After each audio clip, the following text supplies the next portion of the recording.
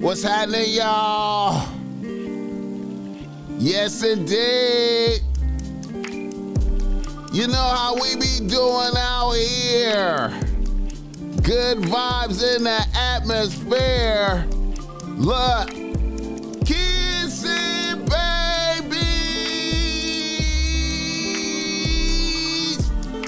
and shaking hands, man.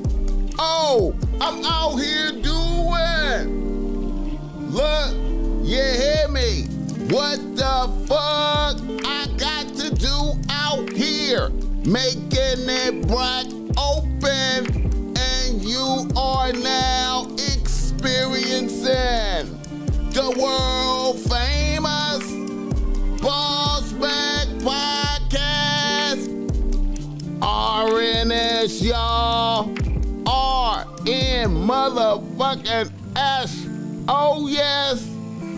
Today is a beautiful day. I'm happy as fuck to be up in here doing this. Y'all niggas already know how I get down. Nothing but the good game when I come around. BossMack, topsoil, y'all got to love the sound. Whoa, whoa, whoa, whoa. Yes, indeed. Here to give you what you need with the speed. Real niggas always in LA. Real niggas always in LA. We always in the lead, y'all. Top of the top. Top of the top. Greetings, blessings, and salutations. It's a blessing and an honor and a blessing to be here, to be doing this. Man, God is great. God is great. May these words reach you in good spirits. I hope you woke up next to a happy bitch this morning. Listen, and if you didn't wake up next to a happy bitch, I hope you still at least woke up on some crisp, clean sheets. You understand me? With the ghost down pillow. I hope when you went to the bathroom, it was spot and span, extra, spick and span, extra clean, shower clean. No piss around the toilet. I hope when you went to your kitchen, open your refrigerator, it was packed with food, fresh vegetables, fruits. You understand me? Various colors. You understand me? I hope you had your juice, your coffee, whatever you needed to get on your feet and get to it. I hope you woke up with a whole lot of energy and vibrance. I hope you're vibrant with energy, ready to go get your chili. You understand me? I hope when you went to your car and started your car and you pushed the button, it just started up with a quickness, or if you had to turn a key, it still started up with a quickness. Because it ain't nothing like when your car don't start. Man, I hope all your paperwork is right. Your car is registered, up to date, tags, insurance, no problems.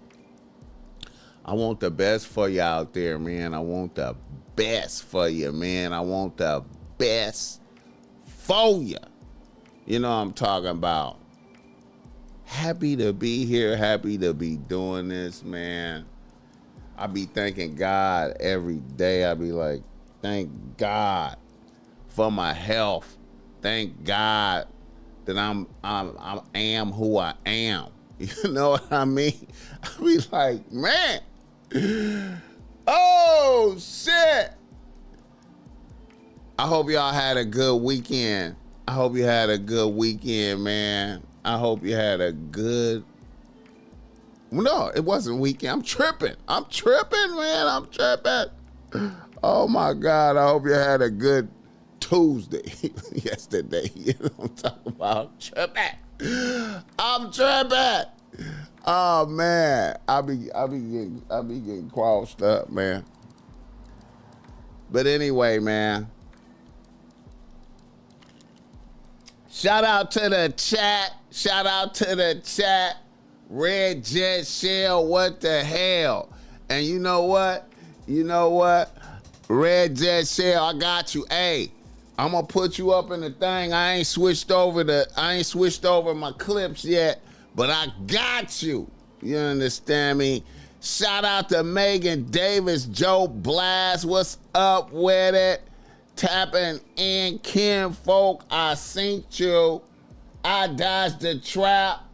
Come on, man. I see y'all, man. I love y'all, man. I fuck with y'all, man. God bless y'all. Joe Blast, get the cash. What we doing? Let's go. Let's go, man. What's up with it? Yale B, Michael. Hey, man, that's what's up with it. That's what's up with it. He say Trump gonna pardon Diddy.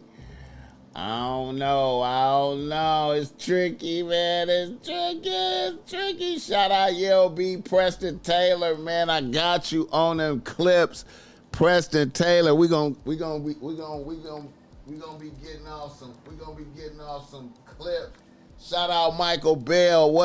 Hey, shout out Michael Bell. I appreciate that. How much was that? That nigga just blessed me, man. $10, man. I appreciate that early on the cash out, man. Come on, man. Preston Taylor. Hey, we gonna be getting off some of them clips, Preston Taylor, man. You know, I was caught, man. I've been caught up, man. They trying to take up all my time. They try to take up. What was that? J Slim PB. What's up with it? Man, I can't believe it. Eric Almighty, Chalon Mitchell. Oh my God. Mac Mark. Megan Davis in this motherfucker early. What's up with Megan Davis? G Taylor. Yeah. Technobility. He said, take that. Oh, Stick Schofield in this motherfucker, man. Kid's dead. I ain't seen you in a minute, man. Al Dingo in this motherfucker. Michael Lee. You understand me? Steinberg's Positive Perspective Channel. Irv. Phoenix Smiles. Come on now. Blessings. Shout out to everybody. It's unbelievable.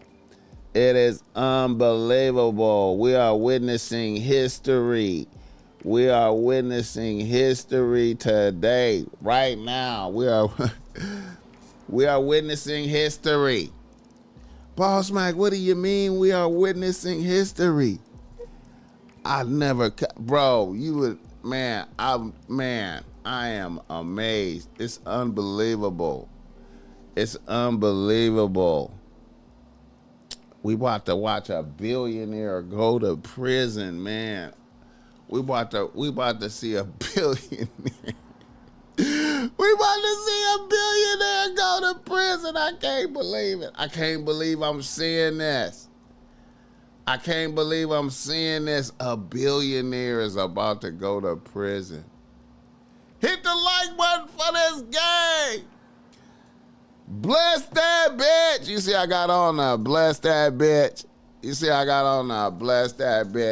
how it pop off of that green though? Like how it popped off of that, how that bless that bitch, how that pop off of that green like that, man. Yeah. Let me get a good look at this motherfucker. Good look at that bless that bitch. This some new shit. I ain't gonna even lie. I ain't on the stove yet. I'm gonna put it up there, man. You understand me? Bless that bitch. Get your BossMack streetwear issue. Put game on the shirt that make bitches want to flirt. Putting game on the shirt that make bitches want to flirt, man. Hey. Putting game on the shirt to make bitches want to flirt. Get your issue, man. Get your issue when you cop BossMack streetwear. You keep the BossMack alive and in motion, man. because I'm gonna tell you, man, we need every dime. And when you bless me, I'm gonna bless you back, man. I'm gonna bless you back, man. Cause hey, that's gonna make me go harder with the game, putting more game in the air, make it, living it, dying, BossMack. You understand me? Putting it out there for you, man. I fuck with y'all, man. Fuck with me, don't fuck with them. Fuck with me, don't fuck with them. This is the most unselfish,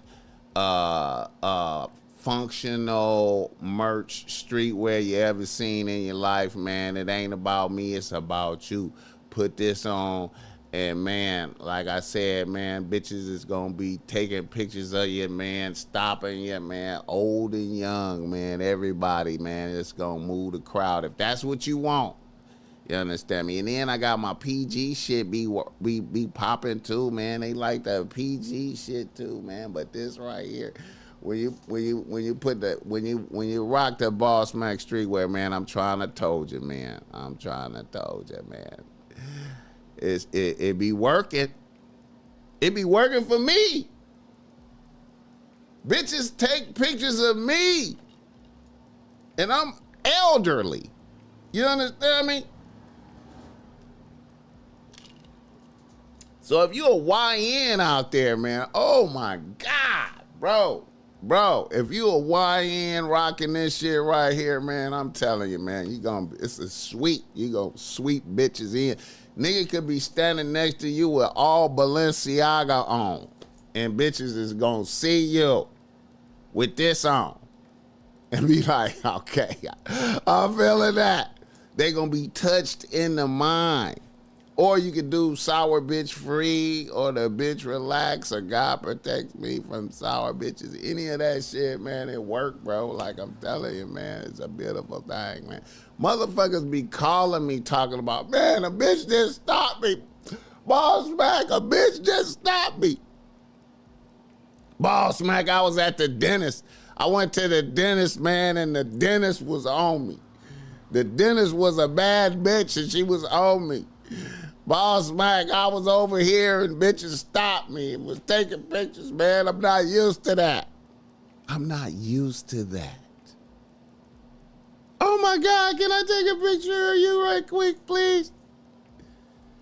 Where'd you get that from? I don't even be telling them I'm BossMack. I be like, BossMack streetwear, you know what I'm saying? Get your issue. You know what I'm talking about? Hit the like button for this game. Boxing Dave in this motherfucker. What is happening? Boxing Dave. Boxing Dave in this motherfucker. That's what's happening, man. That's what's happening, man. That's my guy right there. Boxing Dave. Yeah, man. Remember, man. Also, if you need some game because thou art struggling with thine bitch or bitches, holla at the BossMack topsoil. I got the reasonable race that's great.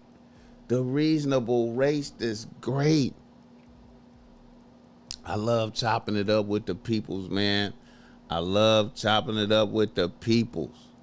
Fuck with me, man. You know what I'm saying? We schedule some time. Get your conversation in. You know what I'm saying? While the BossMack is on top of land. So you can say that you hollered at the BossMack while he was on top of land. Because nobody is, man, none of us are guaranteed tomorrow. You know what I'm saying? Even the BossMack.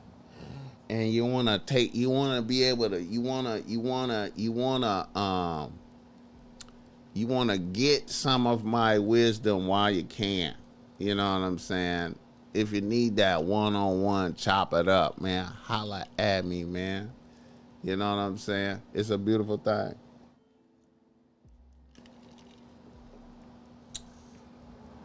Yes, indeed.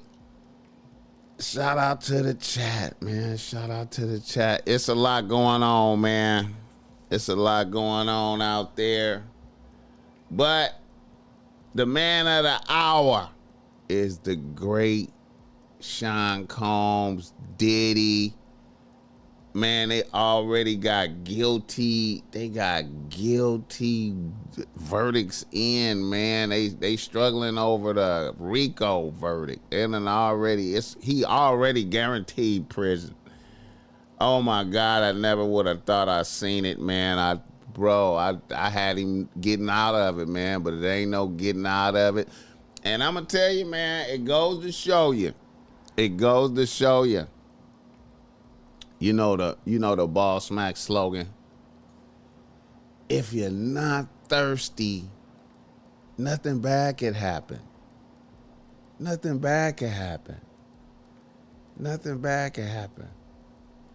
Nothing bad can happen. Chalon Metro. What did he say? I just seen your Milwaukee short at that food truck. Yeah. Shout out to once again, shout out to Expensive Taste. Expensive Taste. One of the most unusual food trucks I ever seen in my life, man. Most unusual food trucks I ever seen in my life. Because the owner of the food truck is a real ass nigga. The owner, Jameer, is a real ass nigga. Out there like a celebrity. His boys be in there cooking the food, man. You know what I'm saying? That nigga be moving all around the truck like a host. You understand me? Bitches pulling up. Nigga out in the trenches. Late night in Milwaukee. Dangerous. Out in the trenches, nigga, off Fond du Lac in the dangerous niggas. You see niggas going up and down the street at hundreds of miles an hour on some fuck the police. Milwaukee different, man. Milwaukee is different than a motherfucker. Motherfuckers be out there driving reckless, hundreds of miles an hour. The youth, everybody under 30 just be driving hella reckless, dangerous, fast. So the food truck is going up. Niggas is going up and down the street like this. And bitches is pulling up. And Jameer out there on a three-wheeler. He be moving all around out there with the rollie on. Nigga out there in the trenches with the rollie on. Ice bezel with the diamonds out in the nigga out in the trenches. Them niggas just out there, nigga, is lit. Shout out to Expensive Taste. Then if you follow the nigga on the gram, motherfucker talking hella shit, unusual ass food truck, man. Hit the like button. Shout out to Mr. Bogart in this motherfucker. Yeah, man. The steak fries was hitting too, man. Really, really cooked good. Shout out to that nigga, man. Yeah, man.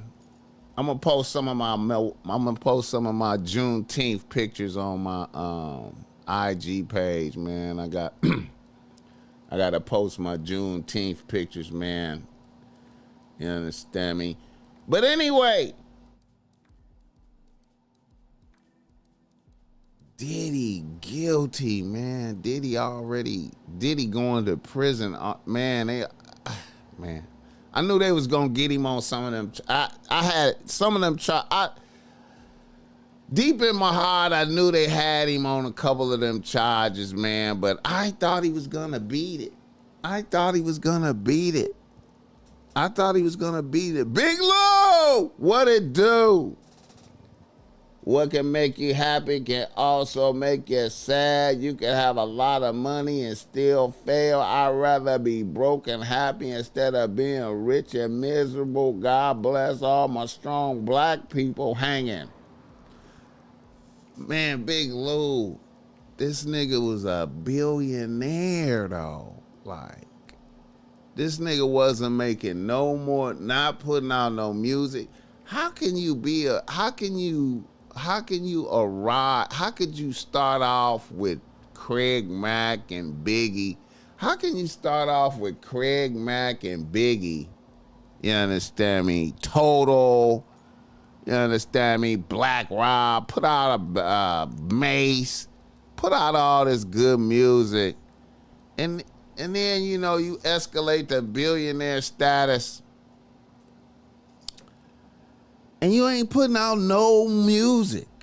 Nigga ain't finding no new artists, ain't putting out no music, just having freak offs. Like I said, I think he was practicing. I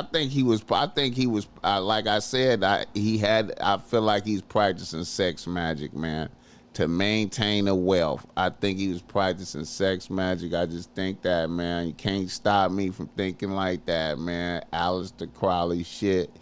You know what I'm saying? I think that's what this is, man. I think that's what, Infinite Minded One. That's what I think this is, man. I think Diddy, because you just doing freak offs multiple times all through the week, days and shit. What the fuck, bro? Days having niggas having multiple motherfuckers fuck my bitch. Man, what the fuck? Just defiling a bitch. Tupac karma is real. Go back to Mexico. He called for that one. Tupac karma is real. It has now been served to Diddy just like it was served to the other 3 men in the Cadillac in Vegas. I don't think, Baby Lane, I think Baby Lane, man, really, like, when you evaluate him, he was like pure gang banging, like the highest level. Baby Lane was an example of the highest levels of gang banging. You understand me? He came from a family of gang banging, probably the most powerful family in his hood in the South. I know a motherfucker that went to elementary with Baby Lane. I know a motherfucker that went to elementary, junior high school with Baby Lane, right? Baby Lane was the type of motherfucker that when he was in elementary, this the kind of nigga that Tupac ran up on. When Baby Lane was in like the 5th grade or something like that, 4th or 5th grade, I'm gonna say maybe the 5th grade, they did a school report. They did a report. They had to do a presentation to the class, and Baby Lane did a presentation to the class diagramming the structure of his hood when he was in like the 5th grade. The structure of his hood, who the big homies was, who was under them, and when the hood started and why the hood was important in the 5th grade. That's the kind of nigga Baby Lane was. You understand me? His father was the OG nigga. He was some motherfuckers live and breathe gangbanging. He had been killing niggas before Tupac. You know what I'm saying? His karma was already like a tidal wave coming for him. You know what I'm saying? Tupac was another stripe for him. You know what I'm saying? And then even after Tupac, he participated in active gangbang. He died in an active gang banging shootout type shit. Epic shootout. He lived pure gang banging and died gang banging. So I don't know if that's Tupac karma. That was when niggas be killing. See, there's a lot of niggas out here that really be doing some killing. I mean, some unaliving. There's some niggas out here that really be doing. There's some niggas out here that really be doing some. There's some gangbang niggas out here that niggas be serial niggas, like how they say King Von was a serial killer. I mean, serial unaliver. there's some niggas out here that's like, he was one of them, man. So, but Diddy, maybe it might be some, Diddy. Hey, man, they know. See, I think this is some cumulative shit for Diddy. Like, they know that Diddy done got away with some bodies. They know Diddy done. Shout out to the 106 people in here. They know Diddy got away with some bodies. I mean, I would rather have Diddy get chipped out here on the streets, man, personally. But Diddy responsible for my guy, from the East Coast, West Coast war began with my friend, with the unaliving of my friend. One of my greatest homies of all time. Imagine that for me. One of my greatest homies of all time. One of my greatest homies of all time. Diddy responsible for that. And I couldn't get Diddy. I couldn't get him. None of my people could get him. None of my people could get him.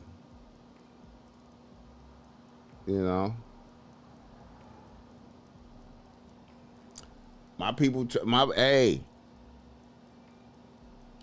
tried to get him. They couldn't get him. My people tried to get him, but they couldn't get him. Big Jake, Nip. Big Jake, Nella in peace. When I say Big Jake Nip, I don't mean Nipsey. I mean Big Jake, Nella in peace. My homies tried to get him. My homies tried to get Diddy. They tried, but they couldn't do it. Because Diddy was playing chess. Diddy put the South on the team. That's why Baby Lane them got involved. Diddy put the South on the team right after Jake was man down in Atlanta. You know what I'm saying? Partly Suge fault too. Partly Suge fault. We blame Suge too because, Suge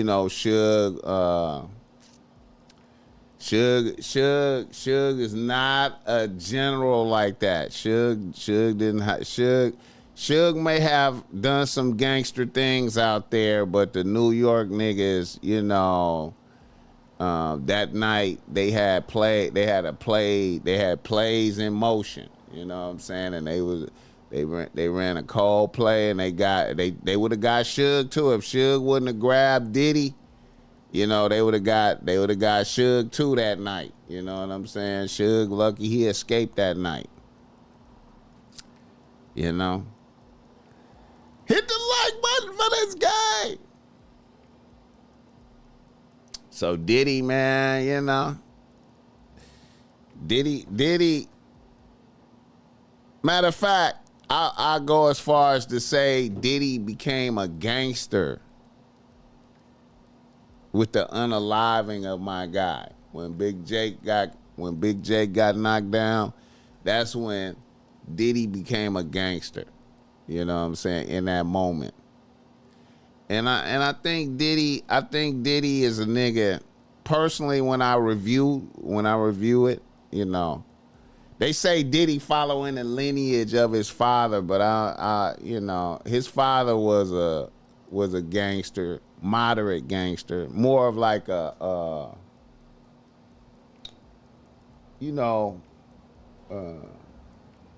call him like a servant gangster, like one of not the main guy, but one of the guys that's in the entourage type gangsters, you know what I'm saying? Not noteworthy, And Diddy, you know, I think Diddy with the unaliving of Big Jake, he, you know, he got his first stripes, and which really was which really was a play that was ran by Wolf and his guys, you know. So Diddy was just really the figurehead, and you know, the New York niggas was fed up. They was like, hey man, Suge and them ain't finna just be punking us like that. We finna show you how we do. And so Diddy kind of took the credit for it as an administrative head, but still responsible for it.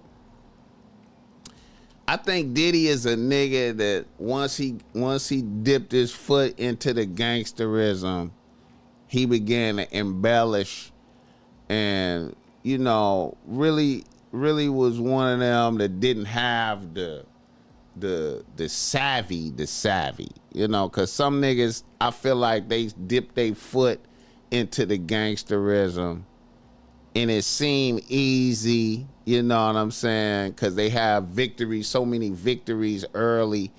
It seemed easy. They didn't really have the trials and tribulations, the taking L's and shit, you know what I'm saying, until Biggie. He took an L with Biggie, you know what I'm saying? But even that was kind of like a W for him because, you know, I think Biggie was about to leave. I think Biggie was contemplating leaving because you seen Biggie, I had already formed the Junior Mafia and Lil Kim, and, you know, had a little side record label going. So Biggie might have got out from under Diddy over time. You know what I'm saying? So really the Biggie man down was good for him. You know, I ain't gonna say he wanted it to happen, but it was like, you know, hey, I'll take that. You know what I'm saying? So I feel like Diddy was one of them. I feel like he embellished the gangsterism, man. He had so many W's, and you know. Then when he was out there with J-Lo, and they went into New York, and they was out there going to hole in the wall clubs in Harlem. That's how you know a nigga was flexing unnecessarily. Nigga going to regular club in Harlem with J-Lo, and then get into a shootout and beat the cat. Shoot. Nigga openly shooting in the club because a nigga threw money in his face. You know what I'm saying? Because a nigga threw money in his face. He just pull out the blower and get off in the club. You know what I'm saying? Put shine in the twist. You know what I mean? Diddy had like some. Diddy had like some, you know. And then for a nigga to descend into sexual deviancy. Descending into sexual deviancy, man. Hit the like button. His Holiness in this motherfucker, Mr. Ethos. A nigga just descend into sexual deviancy for no reason. Fuck making music. You know what I'm saying?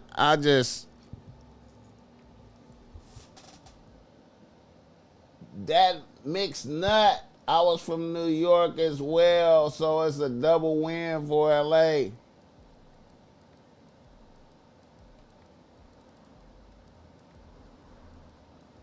Pac was from New York as well.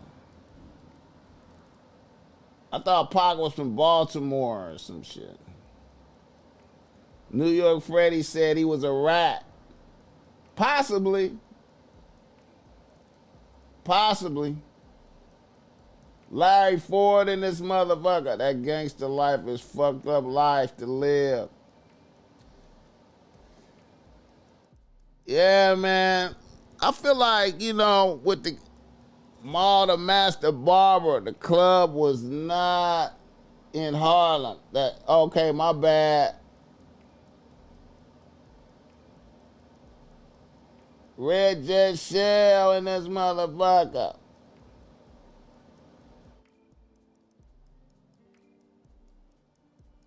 Larry Ford, Pac was from Oakland. Pac was from Baltimore. Pac was from Baltimore.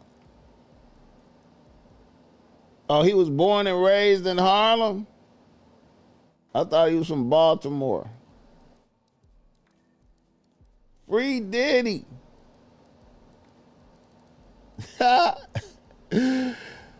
Ah, shit, man.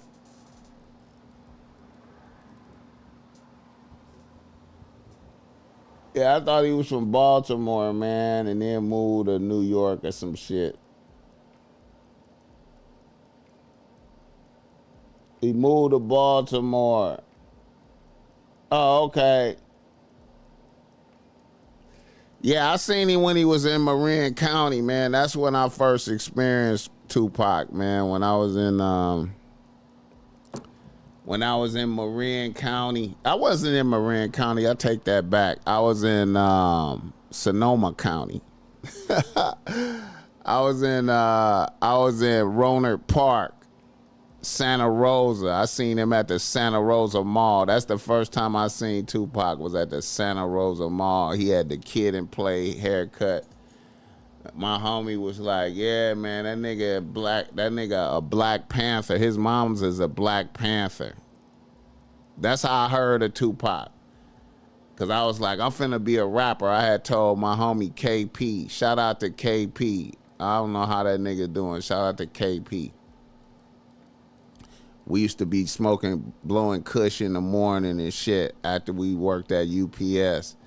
And I told that nigga, I was like, man, I'm gonna be a rapper, bro.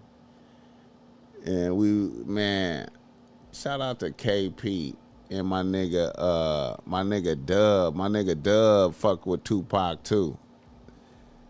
And he was like, yeah, man, Tupac in this group strictly dope.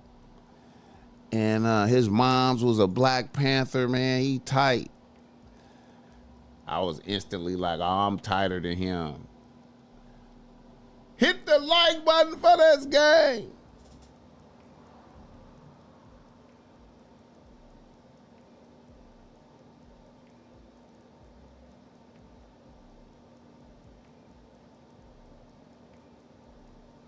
He a drug at Purple Hair Don't Care. He a drug addict with mutual combat domestic violence. He needs anger management, drug rehab, and to be on federal probation.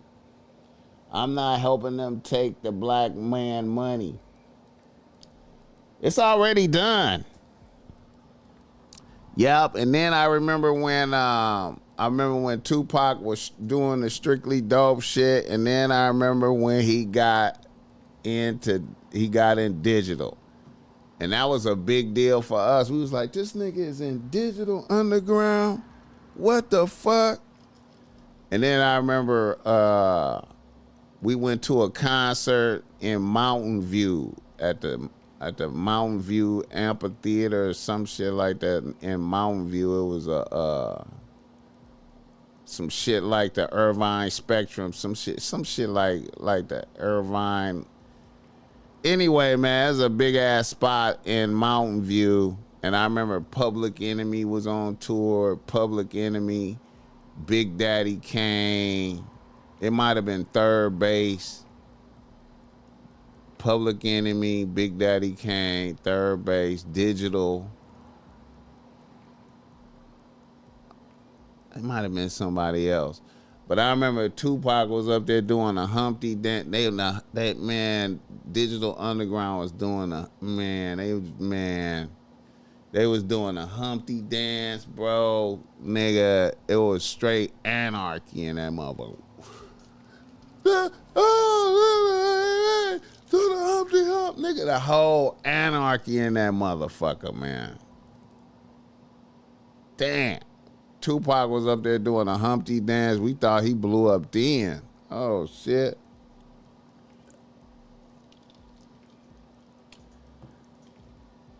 Man, then that nigga was in Juice.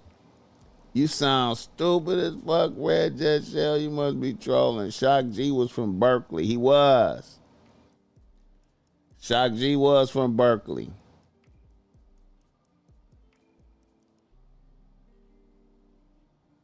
Yeah. Don't get shot in Marin. Most dangerous permit. Yeah, Marin.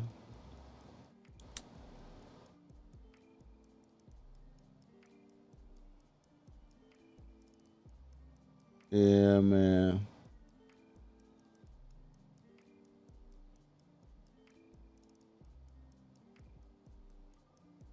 Yeah, man. Them niggas, man.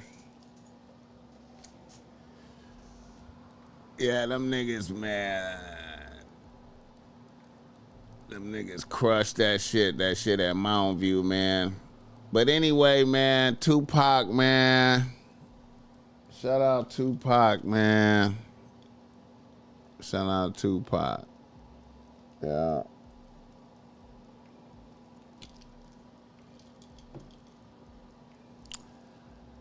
Yeah. I remember my homie was shout out to my homie Mike. Big Mike up in Novato. The KMEL Summer Jam, the Summer Jam. I think is it the Summer Jam? Is that what they call it? The KMEL Summer Jam, I think. I don't know if they still had that, but they had that one year when Naughty by Nature first came out, and I think Queen Latifah. It was Queen Latifah was there with them, and they was backstage at the Summer Jam. And the homie was back there. The homie Mike was back there with Tupac. He said Tupac, it was bitches back there. He was like, it was all bitch. And see, this is why this is why I was tripping when Tupac caught the rape case, because this was before that. Nigga with Tupac was backstage, and it was bitches all in there. And said Tupac just went around the room like this. He was like, okay. To the bitches. He was like, okay, hey, is you fucking? No, get out. Is you fucking? No, get out. Is you fucking? You fucking? Okay, you cool. Is you fucking? No. Okay, get out. I was like, damn. Damn. Hit the like button. Summer Jam.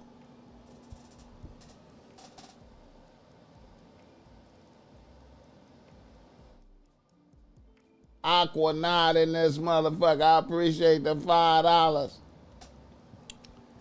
Yeah, man. And then my nigga Dub, I remember my nigga Dub came down here, cause my nigga Dub was in lived in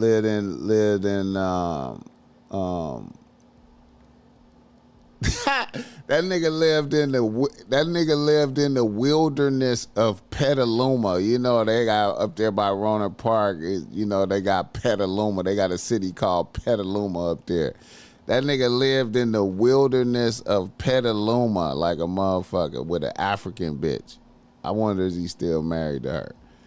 That nigga Dub was so Rastafari African. That nigga tried to move to Africa and shit. Nigga moved to Africa. That nigga said when he got to Africa, it was some wild shit happening out there. He said, man, I couldn't even drink the water and get sick. He was like, man, I couldn't take it. But anyway, my nigga Dub came down here to visit me one time. Like, I think that was like 91, maybe 92. Like 92.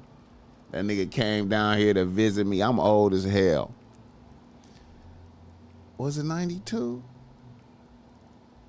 Yeah, might have been like 92.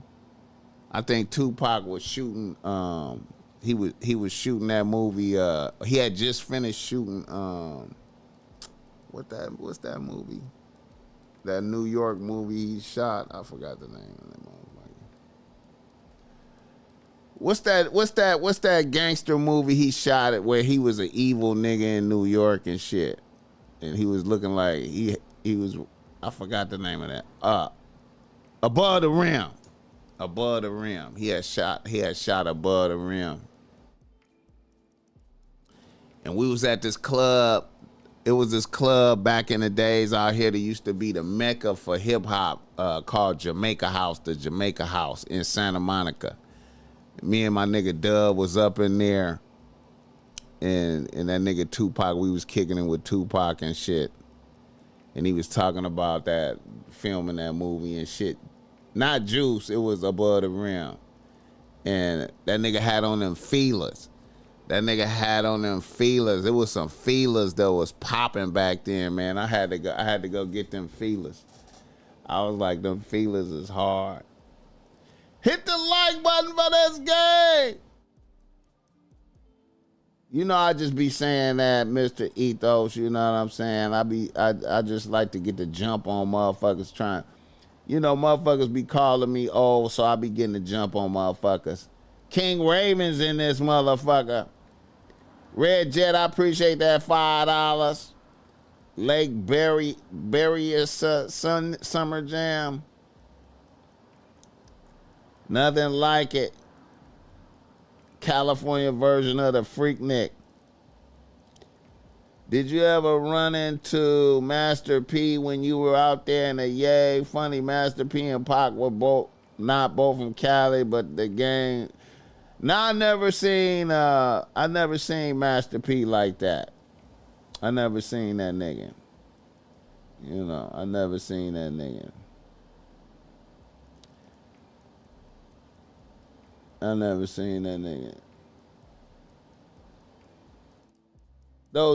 not the Grand Hill feelers. Them Grand Hill feelers was cold too, not the Grand Hills. It was some feelers out before them that was hard. They was like some high tops. They was like, to me, them was like, the Grand Hills was cold. The Grand Hills was cold feelers. I had some of them. But nah, these was before, damn. I wore them in when we shot our video, we shot one of our videos, I wore them motherfuckers. Let me see if I can pull that motherfucker out. They was some cold feelers though, man.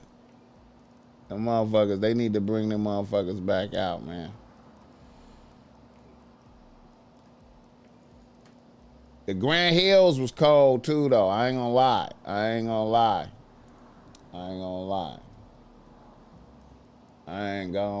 Let me see.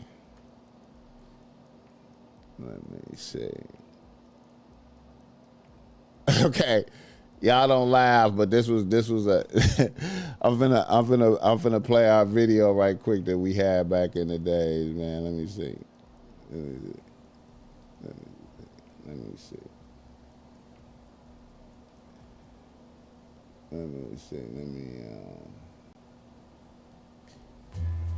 Oh shit.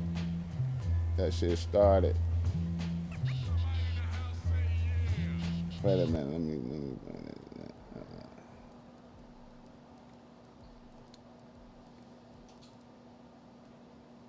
now this is BossMack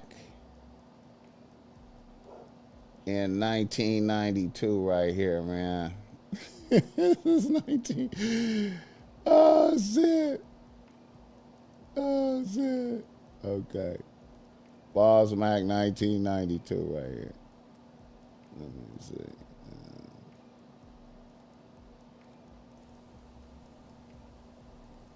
Yeah.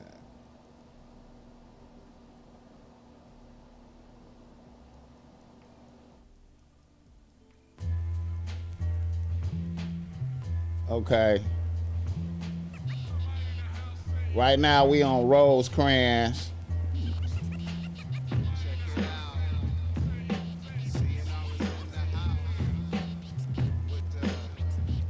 The homie P. Rankin, rest in peace.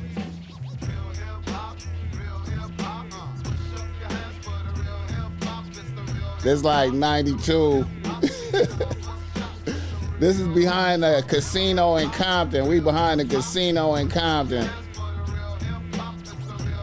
When it first got built type shit. Let me see.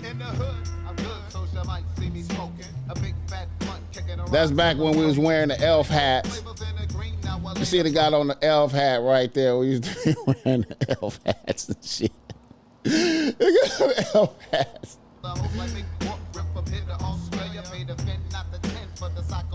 Now, there's a liquor store that used to be on Rosecrans. This is where my nigga Lil Zoe, this is where my nigga Lil Zoe headquarters is right here. This used to be a liquor store on Rosecrans and shit. See, I got on the elf hat. Now I got on these feelers. I'm gonna see if we can see them.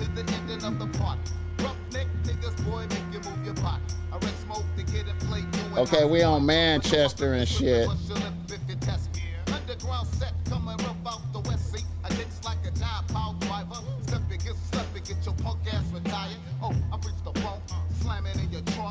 Don't laugh at this.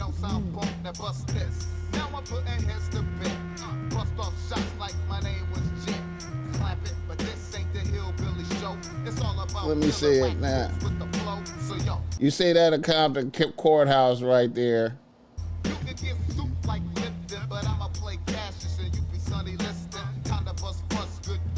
I'm knocking out the teeth of these rappers who thought they was cheap, and the lyrics and the beats, see we got CNR in the house with the funky it gas.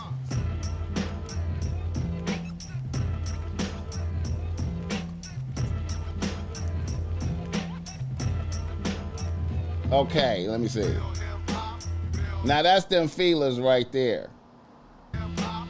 But you can't really see them good, but they had the black bottom. And they was white. I fully got them because I seen Tupac with them.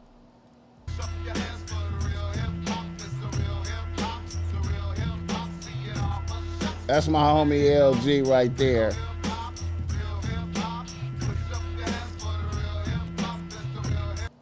That's the homie LG that made the beats. I just had his son on a podcast recently. I just had his son on the podcast recently.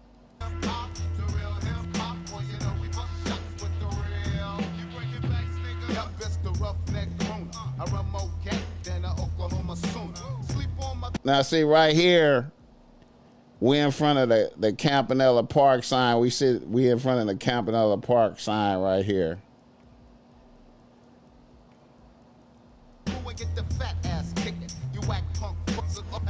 They go to homie CK.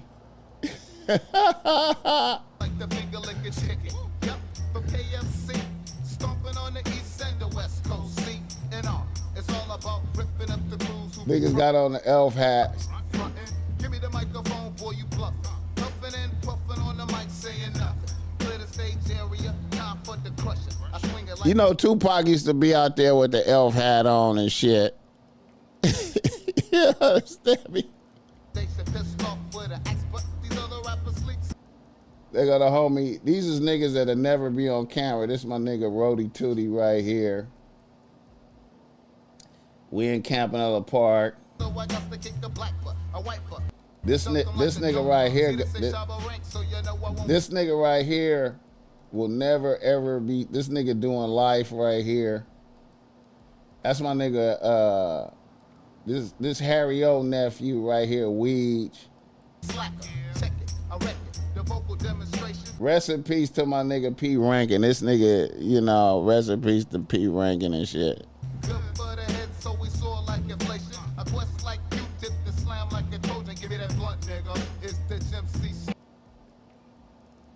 that this right here, this used to be like a popular tag, used to be all around. I wanted to make sure we got that in there, right? We wanted to make sure we got that in there. That this. And this is the real cock diesel. We getting more props than Pauly Shore or the Weasel. I was wearing a Nirvana shirt trying to be different and shit. I was wearing a Nirvana shirt trying to be like, you know, do some different shit.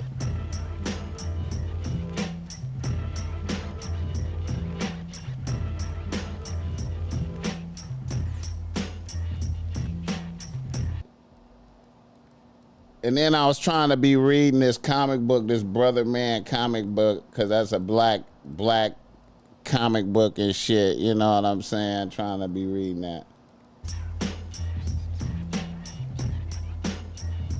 You know what I'm saying? But anyway, I got the feelers because of Tupac. Hit the like button for this game. Carl Kanai, yeah, we was wearing that shit. Yeah, B, I appreciate that $10.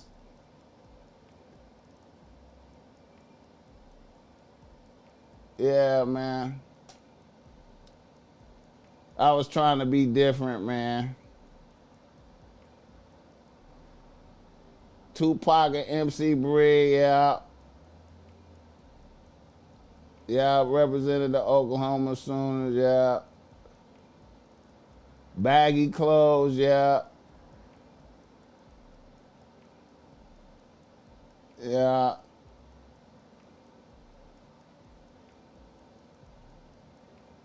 Yeah. Yeah, Grand Pooba was an inspiration like a motherfucker, yeah.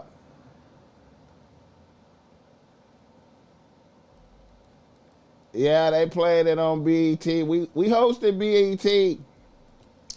We hosted BET. I gotta find that. We hosted Rap City back in the day. We hosted Rap City one time. We hosted Rap City. For sure. We went to DC and hosted that shit. You know what I'm saying? It was me, Big Jake. See, look at, you know. We hosted that. We hosted Rap City. I appreciate that $20 Red Jet Shell. You know what I'm saying? I appreciate that. Yeah, yeah, man, we got reviewed in that Source. It's a Source magazine with Dr. Dre on the cover with the gun to his head. We got reviewed in that Source magazine. You know what I'm saying? Shit, man. I think we open. Matter of fact, we open for Tupac in Richmond. We did a show in Richmond. We opened for Tupac. I think E40 was at that show too. And then we opened for Dre and Snoop when the crime. We did a lot of shit, bro. We you know. Yeah. We did a lot of shit, bro. You know what I'm saying? Big Jake was with us. So see, you can see, you know. Yeah, man. So the Big Jake loss was tremendous. Matter of fact, Big Jake got killed. I mean, unalived. Big Jake got unalived probably like 2 months after we did we had a meeting with what's his name? Jimmy Iovine at Interscope. We had a meeting with Jimmy Iovine. And we played him our album. We did an album. We got an album out there. It's an album. Let me see. Full album.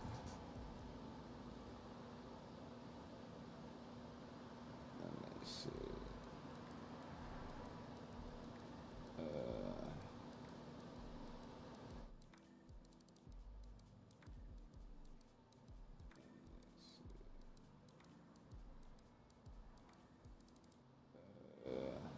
Yeah, this right here.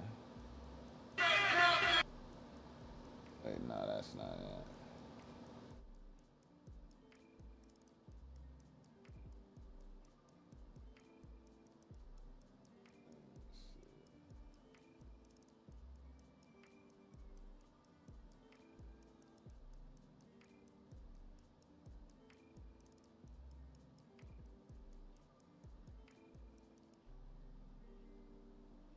Oh, this right here, yeah.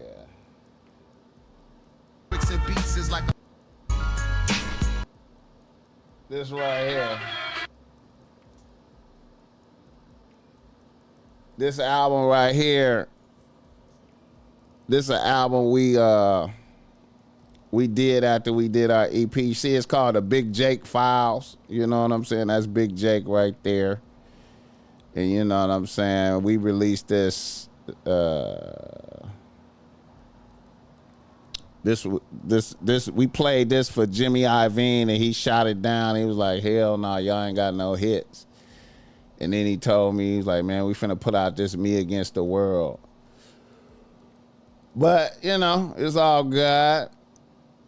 But yeah, this was and then this first song right here, we was let me see.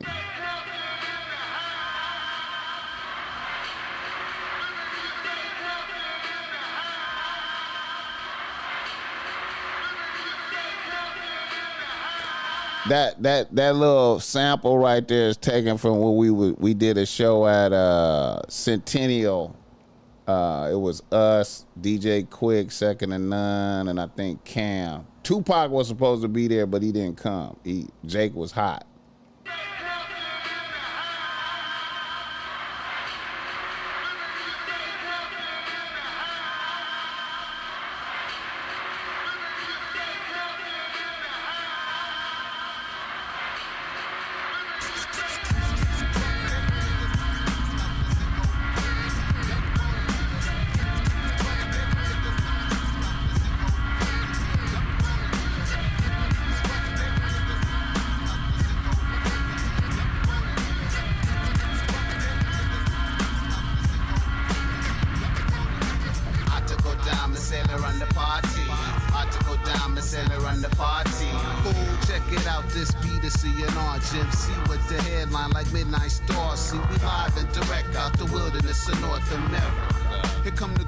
Yeah.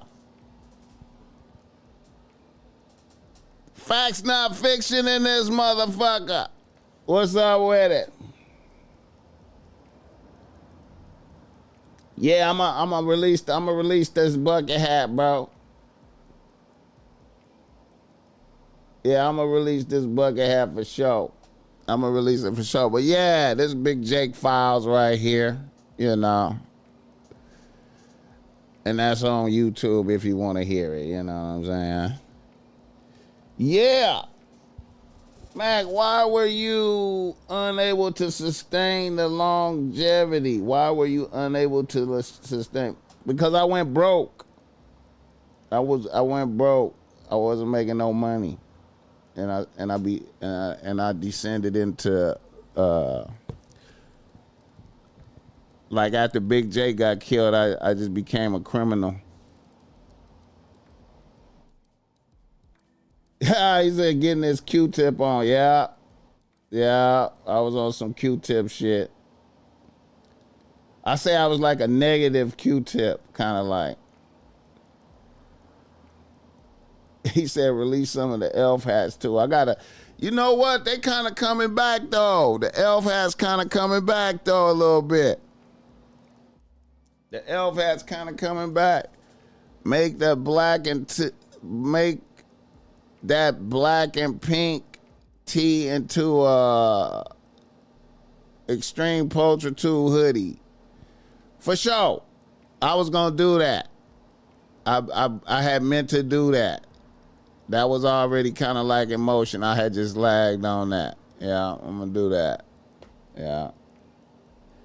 Hit the like button for this game. He said, how is the cat? Cat is right there. Let me see. Can you see the cat? The cat is at the What's up, man? See, the cat is right there. You know. Hit the like button for this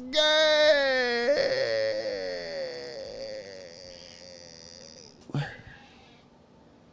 Yeah, man. I was unable to sustain because back then, you know, it was you had to have like a certain amount of money to get into the game, and you know, after Big J got killed, I just became a criminal, man. I started scamming and shit. You know what I'm saying? And you know, I started scamming. So you see how Diddy affected my life, or Diddy affected my life.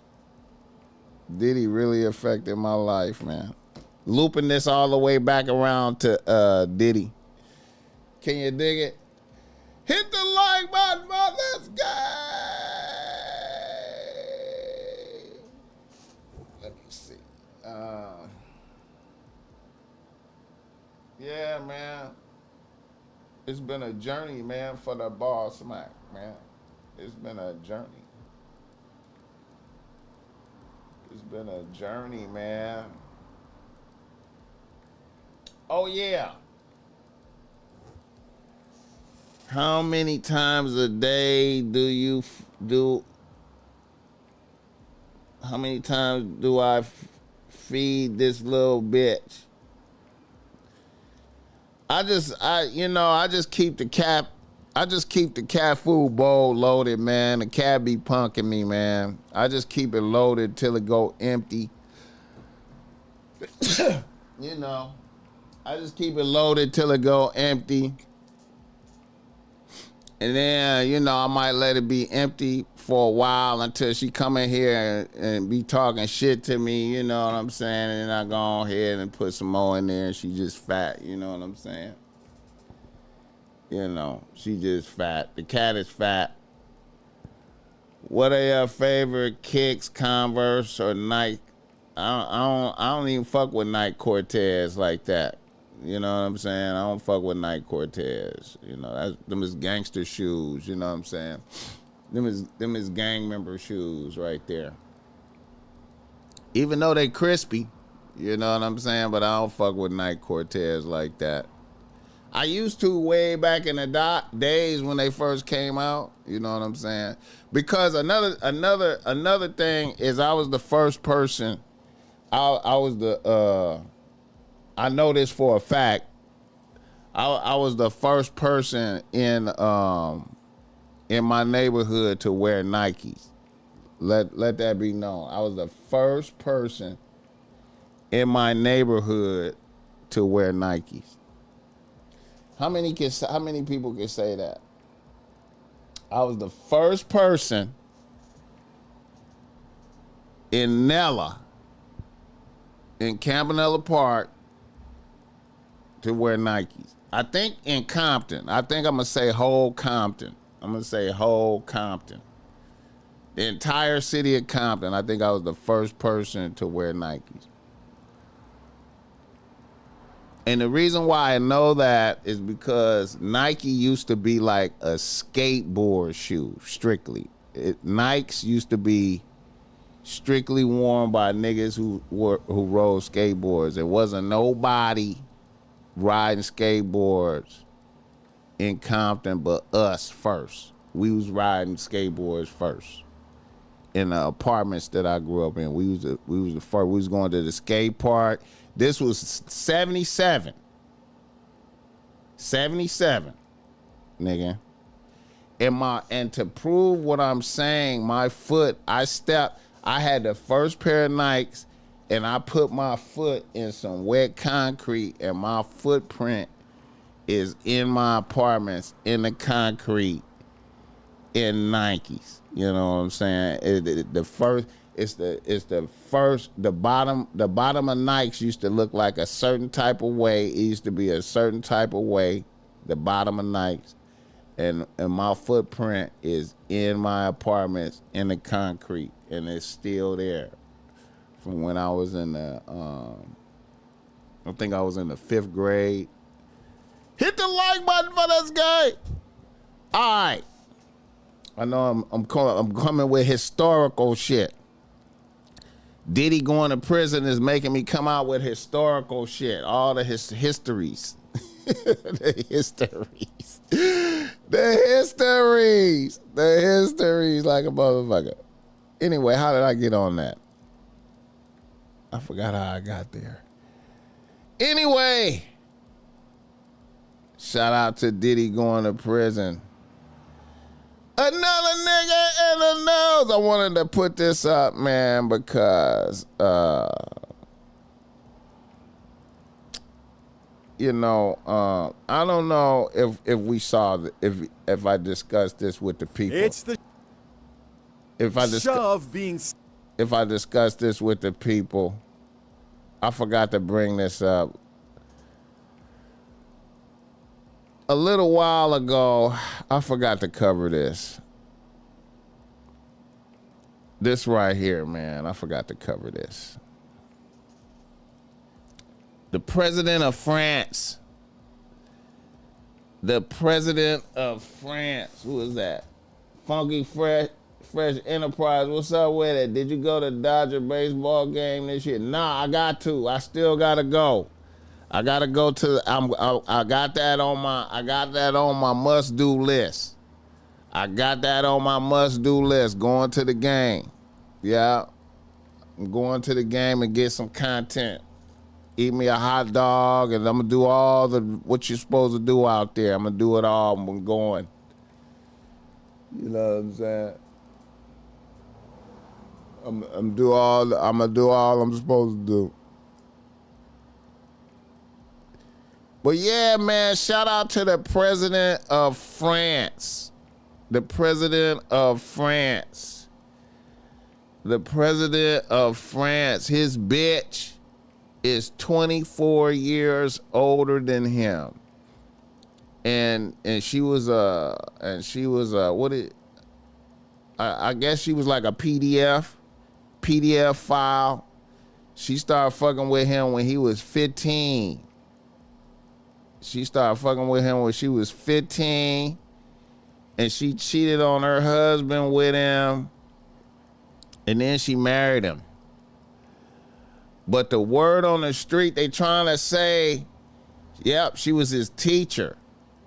And the word on the street is they trying to say she's a trans. They trying to say she's trans. And that he's really LGBTQ, right?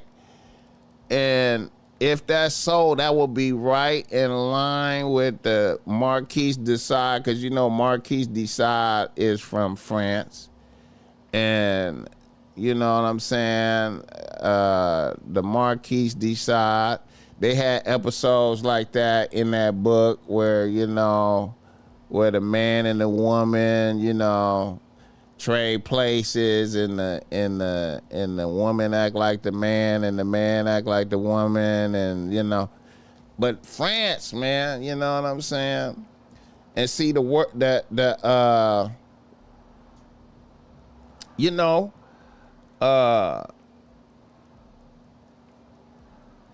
how can you check your bitch if she's 24 years older than you? You know what I'm saying? Like, so this was seen right here.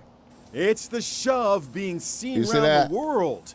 French President Emmanuel Macron whacked in the face by his wife. The plane door opens during a state visit to Vietnam, and you see Brigitte Macron's red sleeve come into frame. You see that? He said, why don't you wear Nike Cortez, BossMack? It's a gangbang shoe out here. I don't, Are you from Los Angeles, Turkey Smack? I ain't against him. I just don't, I just haven't been, But anyway, yeah.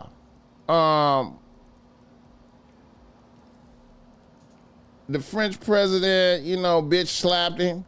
Now, her hands forcefully smushing his face.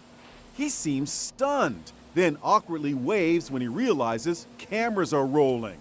Moments later, he deplanes, followed by the First Lady of France. You see him position his arm so she can grab on to go down the stairs. But she ignores. why did he wife this bitch?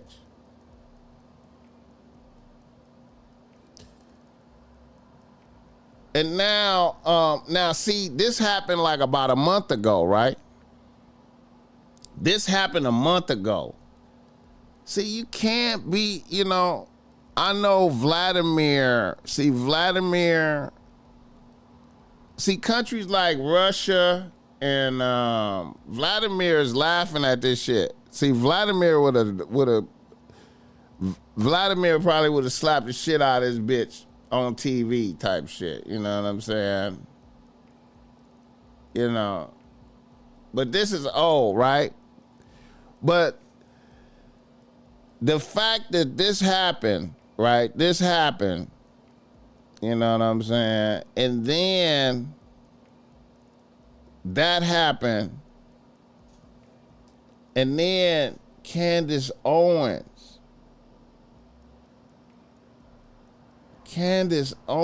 pops out. Something happened all the way back in February, and I was sworn to secrecy temporarily, and I feel that today is the correct day to inform audiences because it may have some severe global implications. So here is what happened, all right? I realize that Emmanuel Macron is in Washington, D.C., February 24th. He is in Washington, D.C., and he had departed the White House just hours before I received the call. When I call that person back, they tell me something that is even stranger.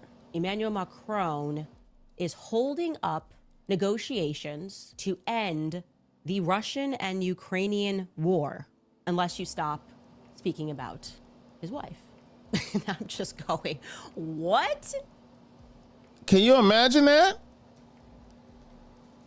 The president of France is holding up negotiations on stopping a war unless a bitch, a podcaster, stops talking about his bitch, in which motherfuckers is insinuating that his bitch may be a man. And this is way before a bitch mushed him in the face. You know what I'm saying? This is way before he got mushed in the face. And I get another message that's like, hey, keep your phone on. And anyways, this phone call is coming from Florida. Pick up the phone, and lo and behold, so here's what happened. I'm negotiating this thing. I'm negotiating Ukraine and Russia, and you wouldn't believe how many parts are part. It is President Donald J. Trump. He is calling me, and in true President Trump fashion, he jumps right into the narrative. Donald Trump calls a podcaster. Donald Trump calls a podcaster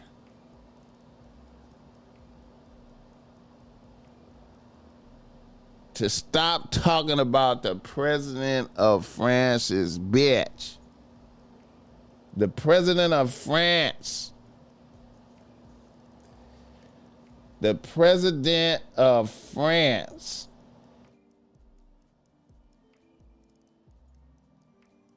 The president of France.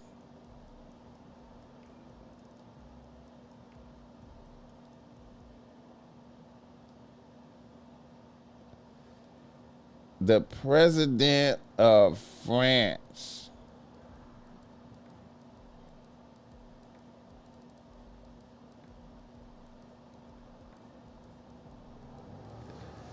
It's like, stop talking about my bitch. And this was before she mushed him in the face. before she mushed him in the face. Hit the like button.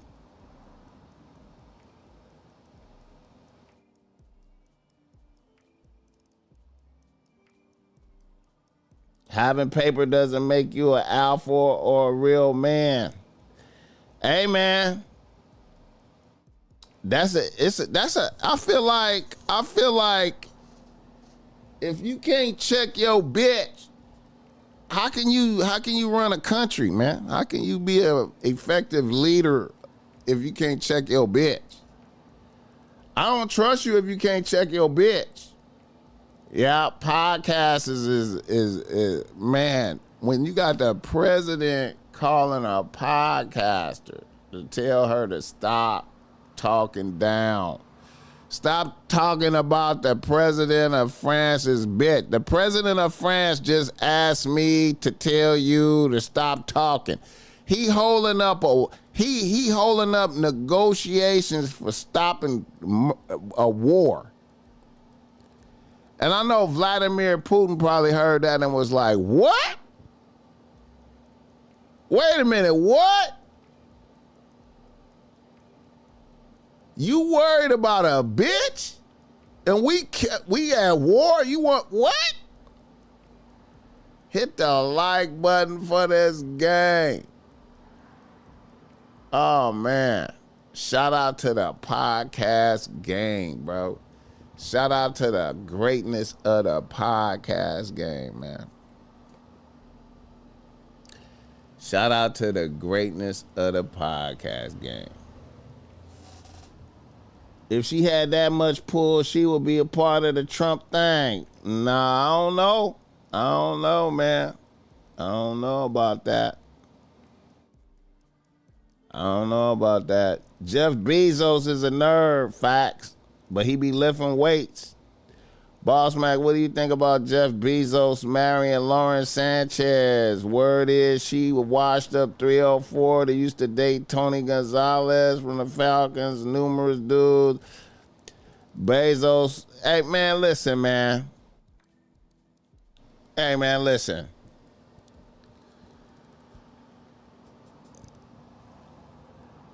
Of course, Jeff Bezos is a nerd sucker, man. All of them dudes is nerd suckers, bro. All of them.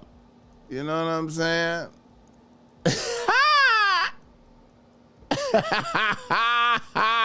Apostrophe in this motherfucker. Oh shit. Oh shit. Oh shit. Oh shit. Yeah, it's going. I don't know, man. I don't want it to be a man down out here, man. But it's getting close, man. I feel like we had the preliminaries in Vegas. That was the preliminaries. I feel like them niggas, that dude killing them, that dude unaliving them on the strip in Vegas was the preliminaries to what could really happen out here in the podcast space. That was the preliminaries. You know what I'm saying? Oh man, I know. Hey, I don't know if niggas, I don't know if niggas seen that Rich, what's his name, Rich Trapper and T-Rail shit. The Rich Trapper and T-Rail scenario, man. I feel like, man, yeah, some wild shit out here can happen, man. You know what I mean? Niggas, niggas, hit the like button. Oh shit. But anyway, man,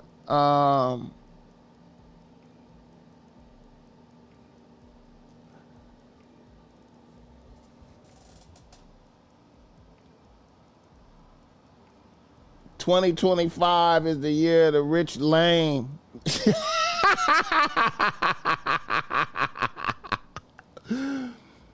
Oh, shit.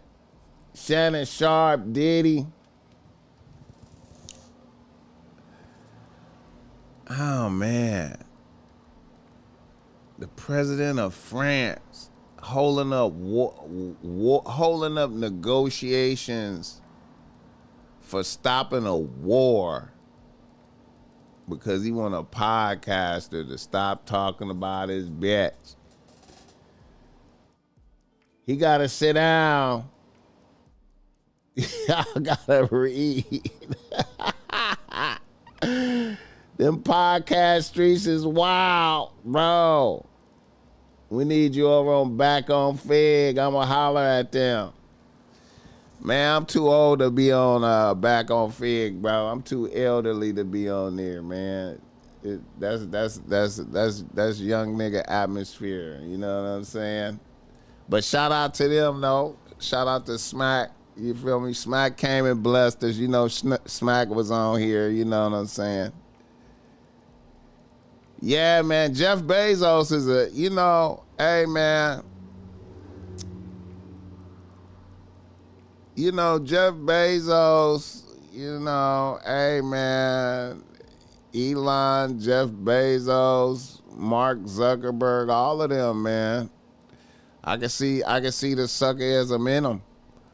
I can see the suckerism in them.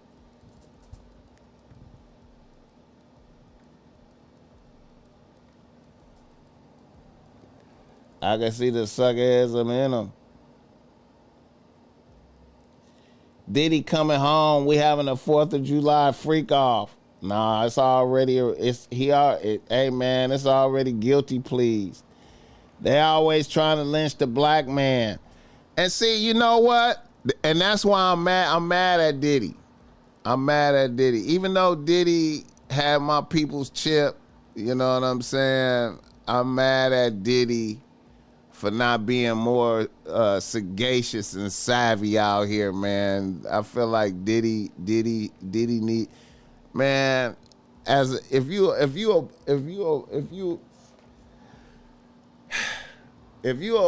a billionaire, man, if you a black billionaire, man, I feel like you obligated to go the distance, man. I feel like you need to function at a higher level, man. You can't be no thirsty sexual deviant out here, man. We can't do no sucker shit, man. We can't, you know what I'm saying? If God bless me to touch that type of wealth and paper, man, I can't do no sucker shit to blemish the legacies, man. You know what I'm saying? I can't, man. Come on, man. We gotta, man. Motherfucker. Diddy got off easy, guilty of only 2 charges. It ain't over yet, man. They might still come and do dunking with the Rico, man. He going to prison. See, that's the thing, man. A nigga he going to prison. Niggas is going to prison. He going to prison. You know what I'm saying? He going to prison, man. And that's the fucked up part. You know what I'm saying?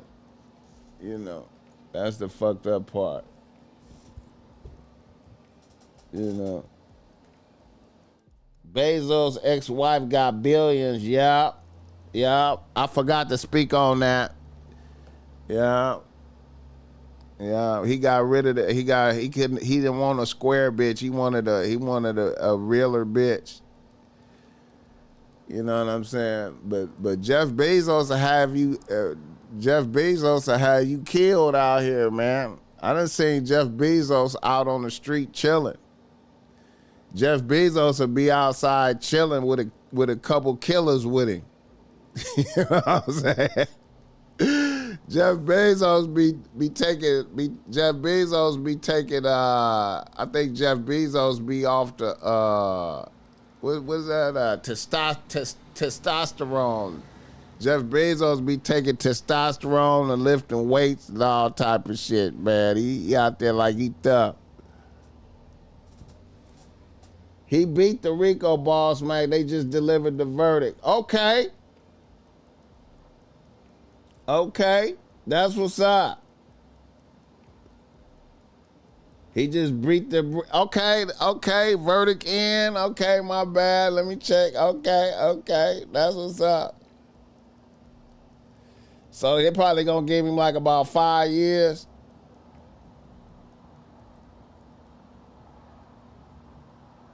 They gonna give him about 5 years. Oh, he gonna walk free?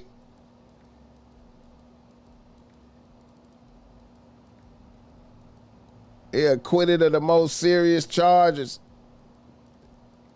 Okay,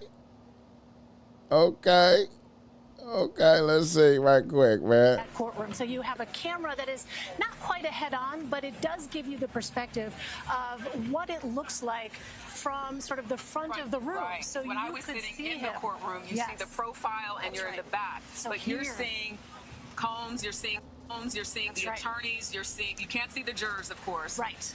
But you can see the family, who are usually in the second row. That's right. So what we saw, it was interesting. I'll just sort of set the scene. As the jurors were coming in, it was interesting to watch. Sean Combs, before the jurors were brought in, was seated at the defense table, as you said, a couple of rows up from where his family was. But he appeared to be looking through a notebook. He had reading glasses. I wonder if they're going to give him time served around this motherfucker. Or notebook, flipping through it in his lap. Then, when the jurors were brought into the room, he immediately turned, looked at them, and when the verdict came, that very first count of not guilty, he put his hand to his head, his right hand, just like this, and clearly seemed to be relieved. At that point, we also watched as the other counts were read, and at one point, we could see him squeezing the hands of his defense attorneys. The defense attorneys had their arms around each other, sort of side-hugging each other. And then we watched as Sean Combs turned towards that road. Looking like Frederick Douglass. And did a prayer hand gesture like this and turned back towards the front of the room. And Elaine, that is something that I saw throughout this trial. He would always look at his family, touch his chest, pray, prayer hands, smile. He was very engaged throughout this trial. There were moments where he would be writing notes to his attorneys when there were certain witnesses on the stand, maybe perhaps to help his defense, if you will. But he's been engaged. He's been very expressive. In fact, he got in trouble at one point because the judge felt like he was being a little too expressive and didn't want that to be something that the jurors were considering as opposed to the facts. Yes. One more thing I just wanted to note. At the same time this was taking place, I was also watching where 2 rows up from where Sean Combs was sitting, as you know, is the prosecutor's table. Yes. And there, the row of prosecutors had a much different posture. They had, for the most part, so he probably gonna get time served. A bit slumped. I noticed many of them, their gaze seemed to be focused down towards the table as these verdicts, as the verdict was being read. So it was interesting to see that contrast. I mean, we were talking about thousands of pages of emails, of text messages, 34 witnesses that were called, 8 weeks. As the judge said at the beginning, this trial will last somewhere between 6 to 8 weeks. There was even a possibility of it going into next week if they could not reach a verdict today or perhaps tomorrow. But this has been a trying time, I think, for both sides. And what has also been interesting, Elaine, is to watch how friendly the defense and the prosecutors have been when they're not arguing, when they're not debating on behalf of their client, on behalf of the government. Yeah, one last thing I'll note as well, just from my time short time ago being in that room, observing the scene there, I'm told that this was perhaps the most full that overflow room has been. There were a number of members of not just the media, but just the general public who decided to come and take a look at what was happening. 4th of July freak off. They had to be audibly shushed by the court official who was in the overflow room because they were so vocal and there was so much emotion just in the overflow room. I want to read a note that just came in from Alice Gaynor. Again, she's in the courtroom. She's able to use her phone. She said, not in the courtroom where this is taking place, but in another courtroom where she can also see what's going on. But the defense is arguing he wants him released and able to return to his Miami home on Star Island. His plane has been chartered. It is in Miami. He does not have access to his plane. This is his first conviction, they said. He should be released. His entire family is here. Again, this is coming from the defense. Any of them can sign on to a bond. The judge said, your proposal, we leave this courtroom and we walk outside. Defense says this is Mark Agnifalo's proposal. Yes, I know there are things marshals have to do to be permitted to walk out.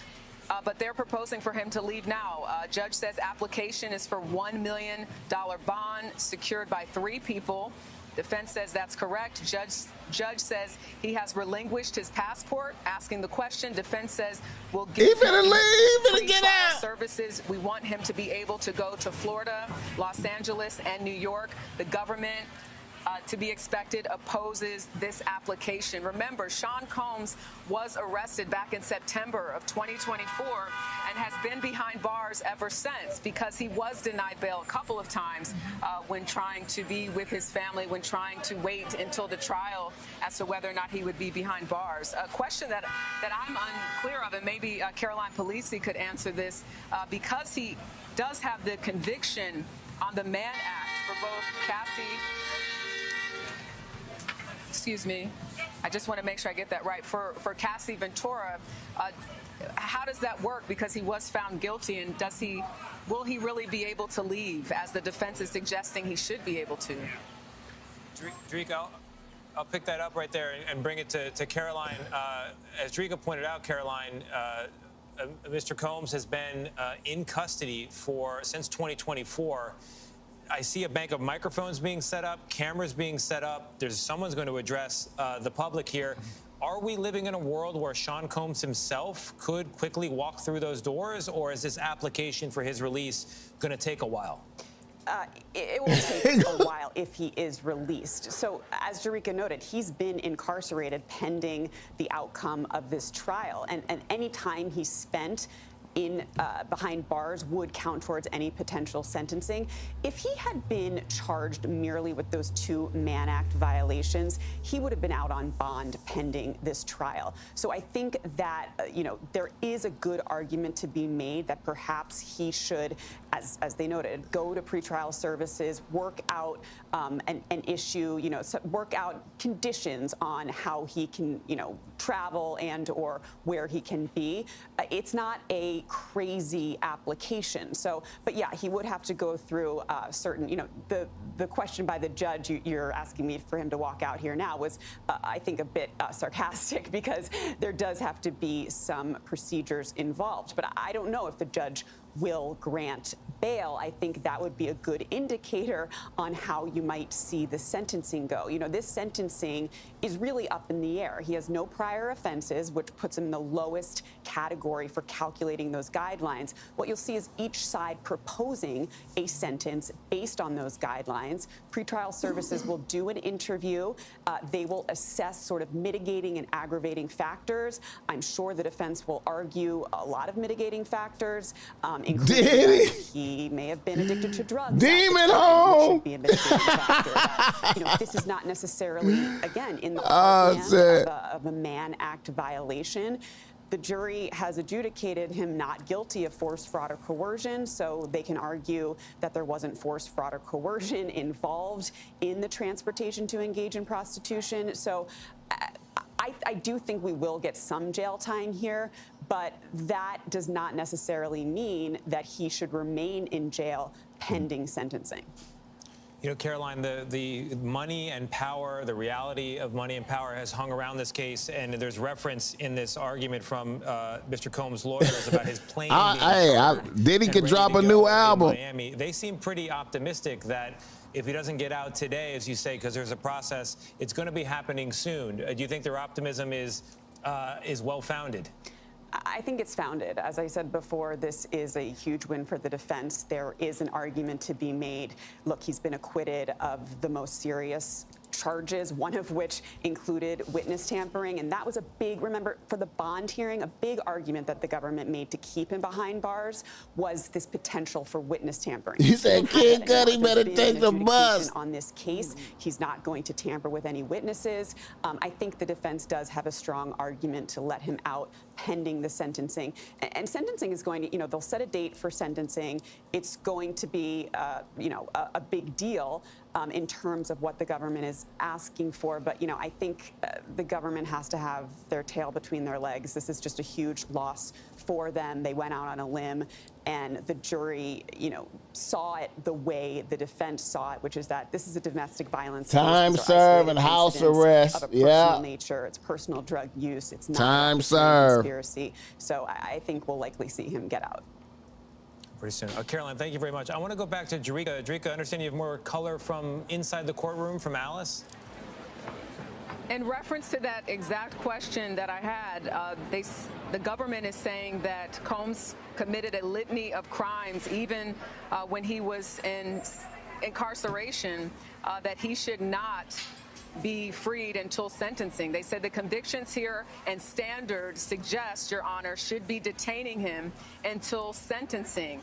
But the judge then says, well, we're not going to resolve this in this second, but we will resolve it while we're here. He said we need to look at the statutes. The government, do you have an example where there's been a pretrial detention based solely on the Mann Act violation? So that is an indication that there is some discourse happening about whether or not Combs, just from a standpoint legally, should be released. And we have another note. Thank you so much, Elaine, because all of this is happening right now. It says government is saying it's going to be seeking lengthy prison sentence. Judge asked both sides how long they can put together a letter on this issue. Government asked for a few hours. The judge says, I think that makes sense. Mr. Agnifilo, I know you're Mr. Combs.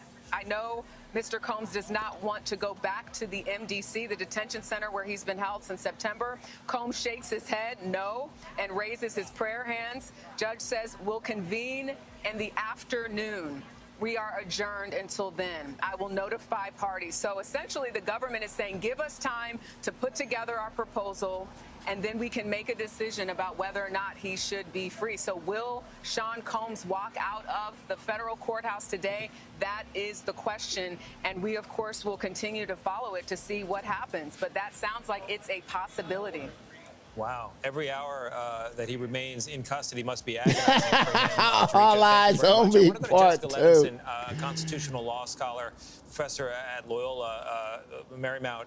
Jessica, the split decision is fascinating to me here. Guilty on some counts, not guilty on others. It feels like it speaks to the care the jury may have taken in going through these charges and weighing the evidence. How rare is this sort of split, and what does it tell you?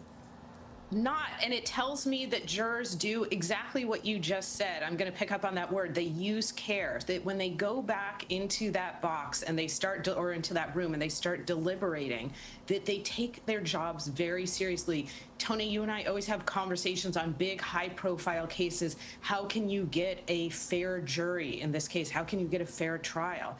And the answer is that once you go through the process of selecting those jurors, once they sit through the trial, they've heard all of the arguments and all of the evidence and all of the testimony, that they do tend to do exactly this. They go count by count. They look separately at each piece of evidence. Shout out Rob Marine. Kind of gestalt, well, we think he's a bad guy, so guilty on everything.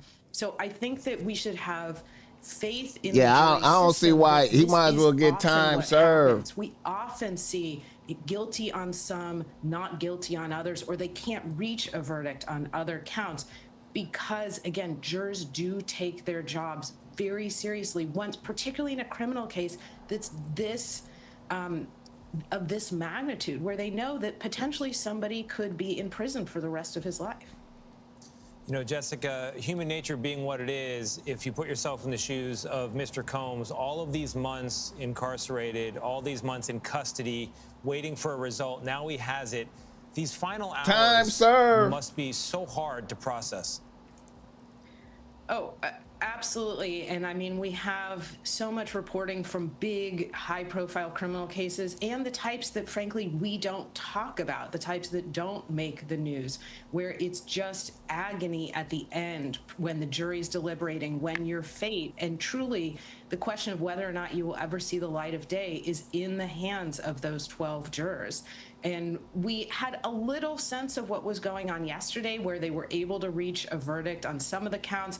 We knew that there was robust discussion. We knew that there was the possibility, again, of what we've been talking about, this split verdict, and we knew they were going count by count. But yes, for him, it had to feel like time had just slowed down for this Tisa Tails probably upset than a motherfucker. Caroline Polisi, we still have you here. Jerika had touched on how diverse this jury was.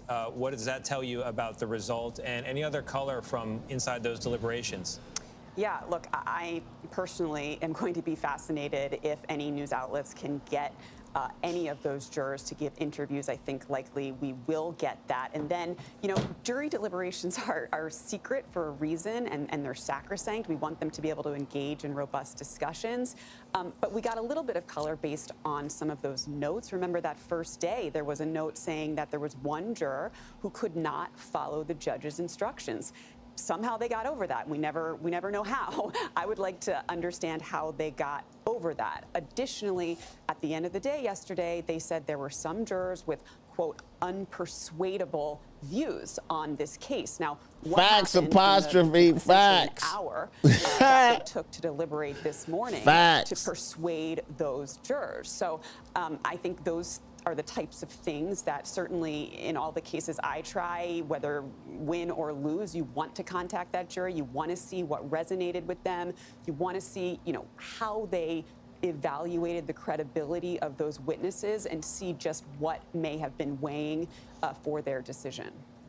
You know, Caroline, I think we're definitely trying to get one of those interviews with a jury member, so we will keep you posted. Meanwhile, CBS News legal reporter Katrina Kaufman was inside the courthouse as the verdict was read, and she joins us now. Katrina, thank you very much. Any more color you can give us? And also, we've been putting ourselves in the shoes of Sean Combs, but there's also the potential victims here. Are we getting any reaction from that side of the equation?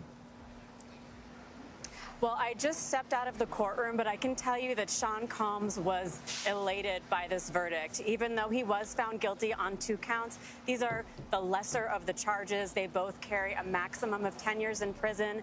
And as soon as this was read out, he began smiling. I saw him shaking his fist triumphantly under the table. He was putting his head in his hands, and he was making prayer hands over to the jury and thanking them over and over again. He was so relieved by this outcome. He turned around to his family and told them that he loved them. And at the end of all this, they're still debating. What he wants is to be released now. He's been in this detention center, and his lawyer is making a plea. He says now that he's not up against this RICO charge, this sex trafficking charges, which were the weightier of these charges, that he should be allowed to go home. Now, Cassie gonna keep that bread, I think. $1 million. What can you do about either? His family, and with restrictions that he be able to go to Florida, New York, and LA. But both sides are putting together proposals for that. So we're not done with this day. Those are going to be turned in at 1 p.m.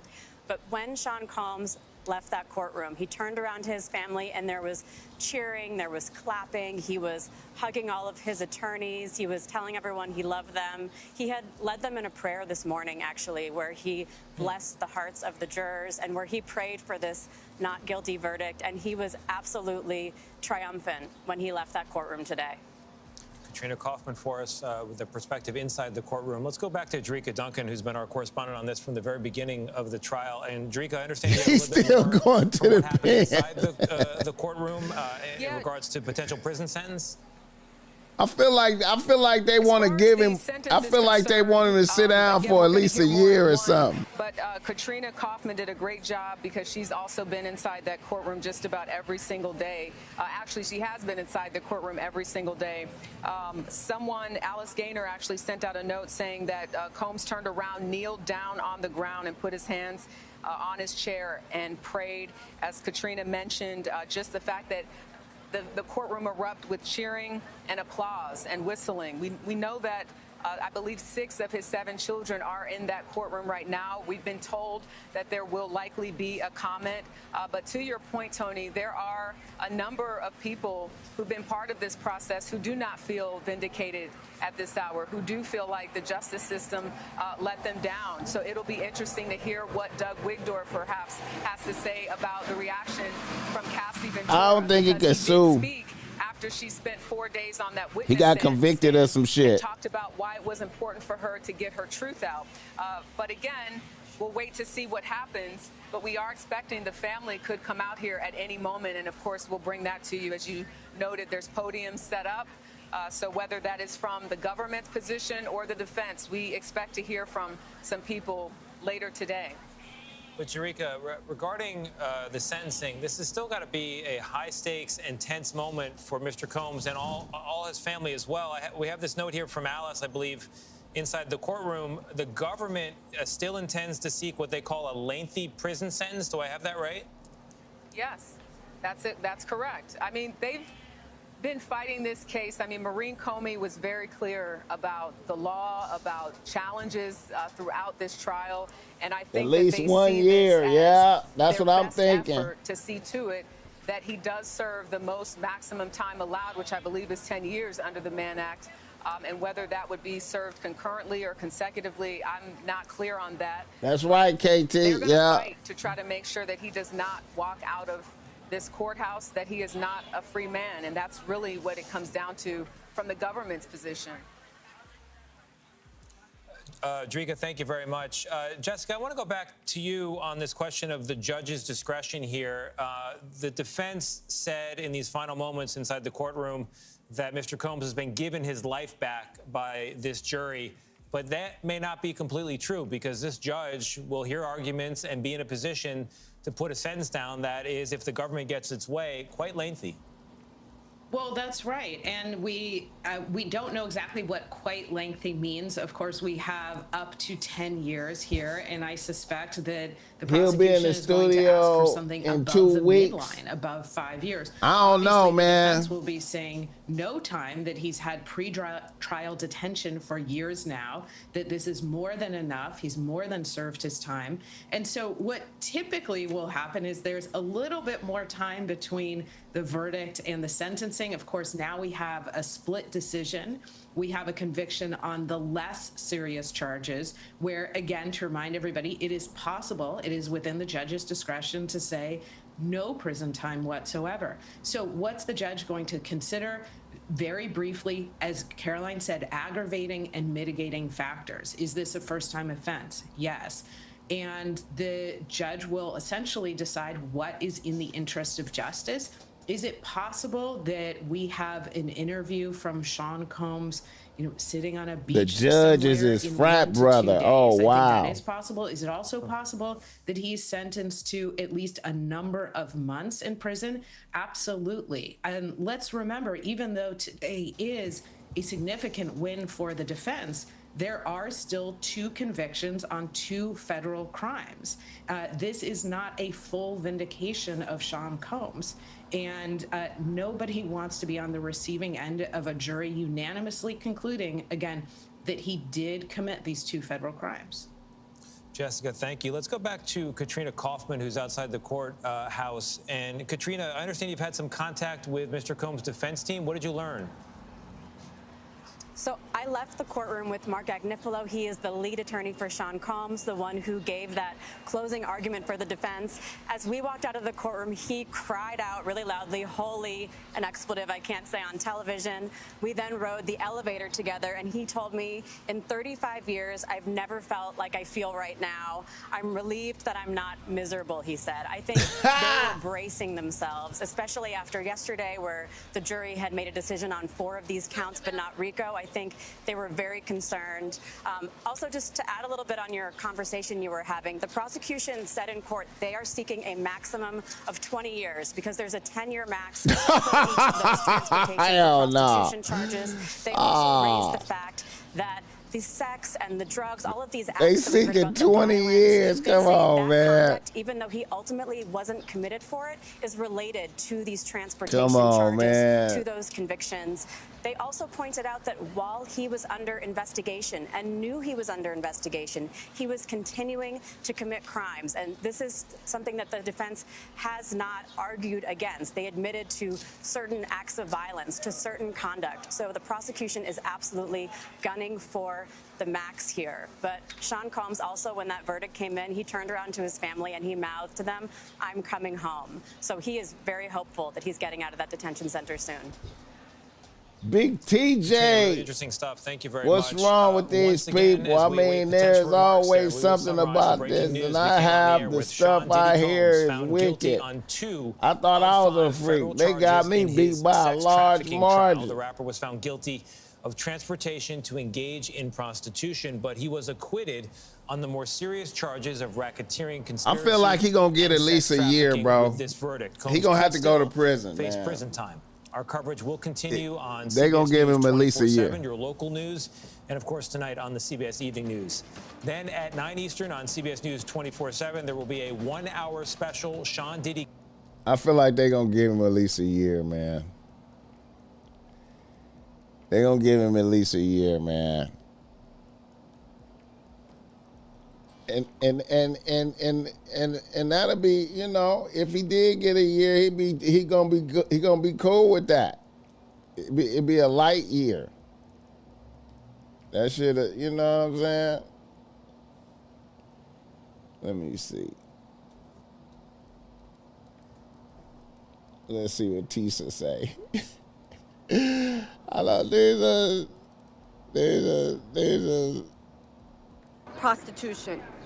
Now, this turned out to be what the jury was doing, okay? Somebody she disappointed. tweeted that this tells me there's a strong chance that the jury has found him not guilty on counts 2, 3, 4, and 5 because if they found him guilty on those, number 1 would be easy, okay? So let's get in this, all right? They said it never made sense that he was guilty. People said that it never made sense that he was guilty of sex trafficking. Then they split on RICO. He would have been automatically guilty of RICO if he had trafficked the 2 women. But yeah, listen, here's where I think things might have went wrong. You think 6 years? The jury selection, okay?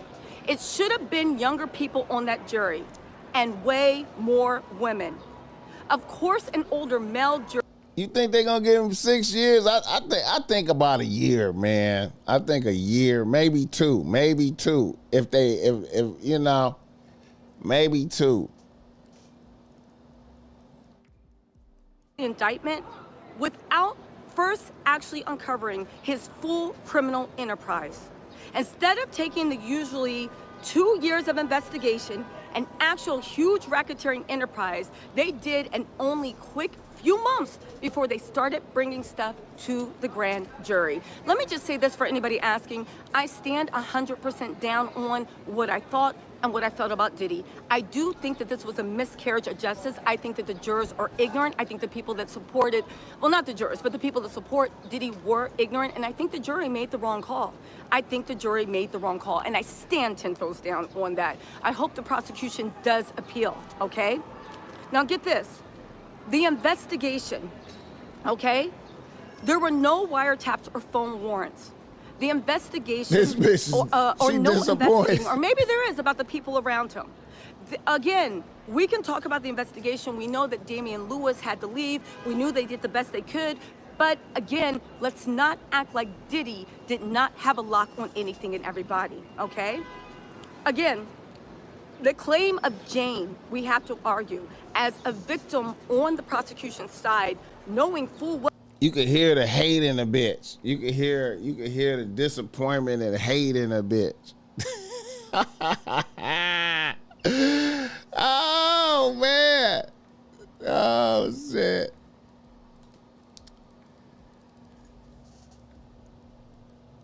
Well, you know, hey man, shout out Diddy, man. Shout out Diddy. Shout out Diddy, man. You know, whole treachery. All this is whole treachery. She needs to slow down on the coffee and catch her breath. We know. Bless that bit. We need the Boondocks 2025. Facts. That shit wild. Yeah, man. Hold on, let me, who was that? Brian Boone.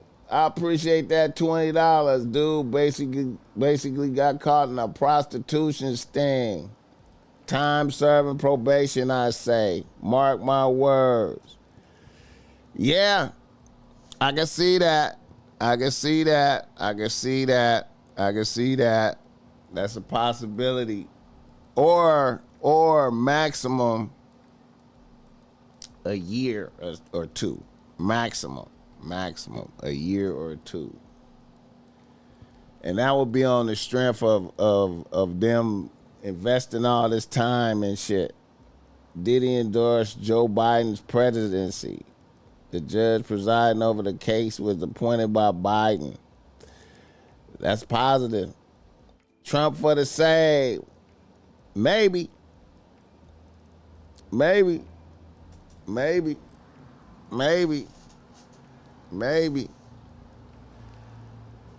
At the end of the day, though, man, Diddy should have just said he was filmed. Diddy should have said he was a pornographer and just was like, you know what, we shooting pornos. If Diddy would have said we shooting pornos, he wouldn't have never caught no case.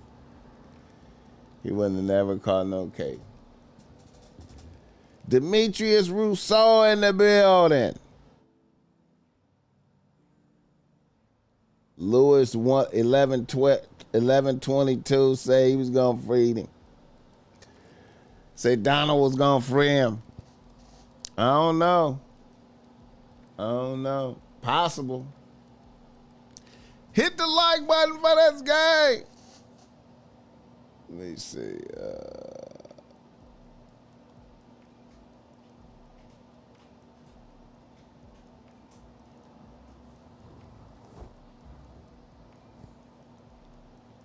I'm waiting for like the press conference action.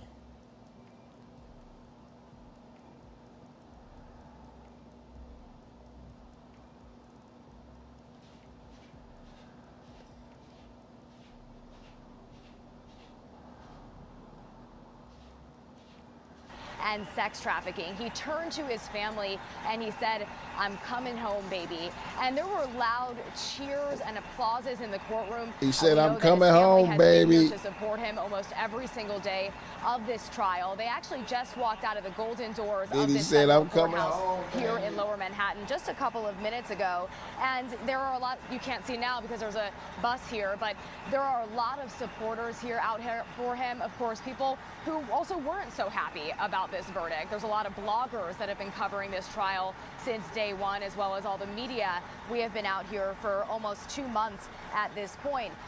Court is now adjourned for the day, but things are not over because the judge still has to weigh whether or not Combs will be released as early as today. That's what his defense attorneys are asking for, but prosecutors are arguing against that. So they both have several hours. The judge wants letters back from them making their cases at around 1 o'clock, and then we will potentially hear later today whether or not he will be released, Diane. And I want to bring in our legal contributor, Bernardo Villalona, as well here on set with me. Bernardo, acquitted of the most serious charges, still found guilty of transportation to engage in prostitution. Each of those carries a maximum. Each PA on the track. Guilty of there carries a max of 10 years. So what does the judge have to consider now, not only in terms of sentencing, but in terms of whether or not Sean Combs should be released today? Sean Combs should be released today. He was acquitted of the most serious charges, and those also having to deal with violence. I was at his bail applications for the 3 times that he made a bail application.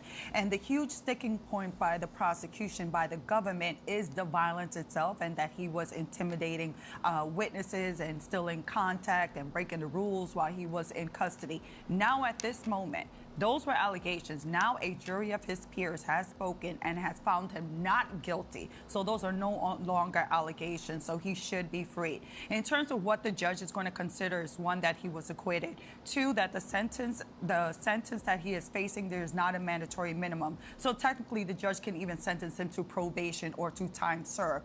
3, whether there's a risk of flight of him not returning to face sentencing date. That is highly unlikely, especially since Sean Combs knows what the exposure is, and also that for him to flee, it would give him a bigger exposure and almost guaranteed a jail sentence if he weren't to come back. So the judge should release him today. In terms of sentencing, now that's a long process there. The first thing that's going to take place is that the judge is going to order the Department of Probation to do a probation report and a probation interview of Sean Combs and do a deep dive into his background and ultimately make a recommendation as to what the sentence is going to be.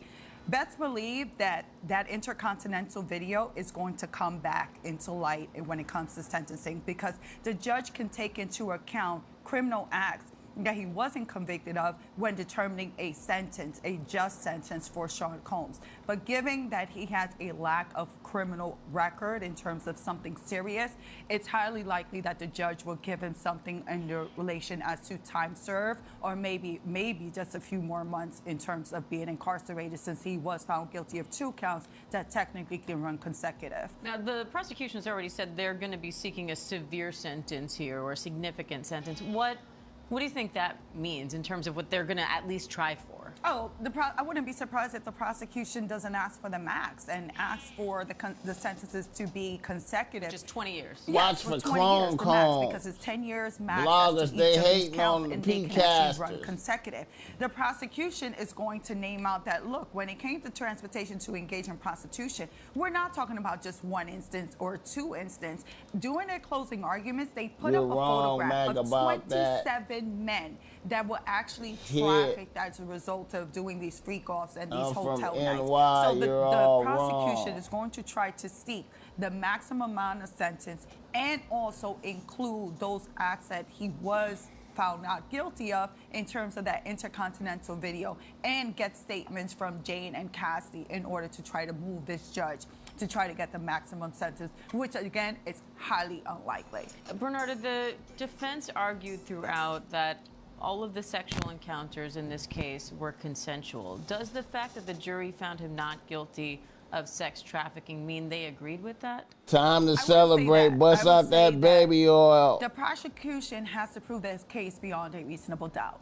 So that man's a billionaire. He's coming home on supervised home arrest with 5 years probation and a big ass fine. That there was some seed of doubt that prevented them from saying that he is guilty. When they say not guilty, it's not saying that they're proclaiming that Sean Combs is innocent. What it is that person, Sean Combs, is being acquitted. That verdict says that the prosecution did not prove this count beyond a reasonable doubt, but not necessarily that they believe in their heart that Sean Combs didn't commit these acts and that it wasn't consensual. And I want to bring in our chief investigative correspondent, Aaron Katersky, who's been at the court. These are pro-Diddy bitches. Trial. Aaron, what sticks out to you about the way this verdict came down and the discussions that these attorneys are now having as they write letters to the judge about whether or not Combs should be released? They have several hours now, Diane. Every podcast title finna be like, is prostitution even a bad thing? Offered $1 million bail, and the judge indicated to him that he did not want to go back to MDC, the federal lockup in Brooklyn where he's been held. And that's when he clasped his hands together as if to say, that's exactly right, Judge. And so the judge said he would decide today whether to release him on bail. Prosecutors asked for a few hours. Oh, he might get out! Opposing it. He does still, as prosecutors point out, face the possibility of 20 years in prison on the conviction of transportation for the purposes of prostitution. And the way prosecutors see it, he's a flight risk and a potential danger. Flight risk, come on, man. Or the racketeering conspiracy. Prosecutors still told the judge he has a predilection to committing crimes, including violent crimes, and he might get out. He might get out today. He might get out today. He might get out today. He might get out today. He might get out today. He might get out today. They mad. People mad. Motherfuckers mad. He might get out today. If he get out today. Oh, it's gonna be lit. It's gonna be lit.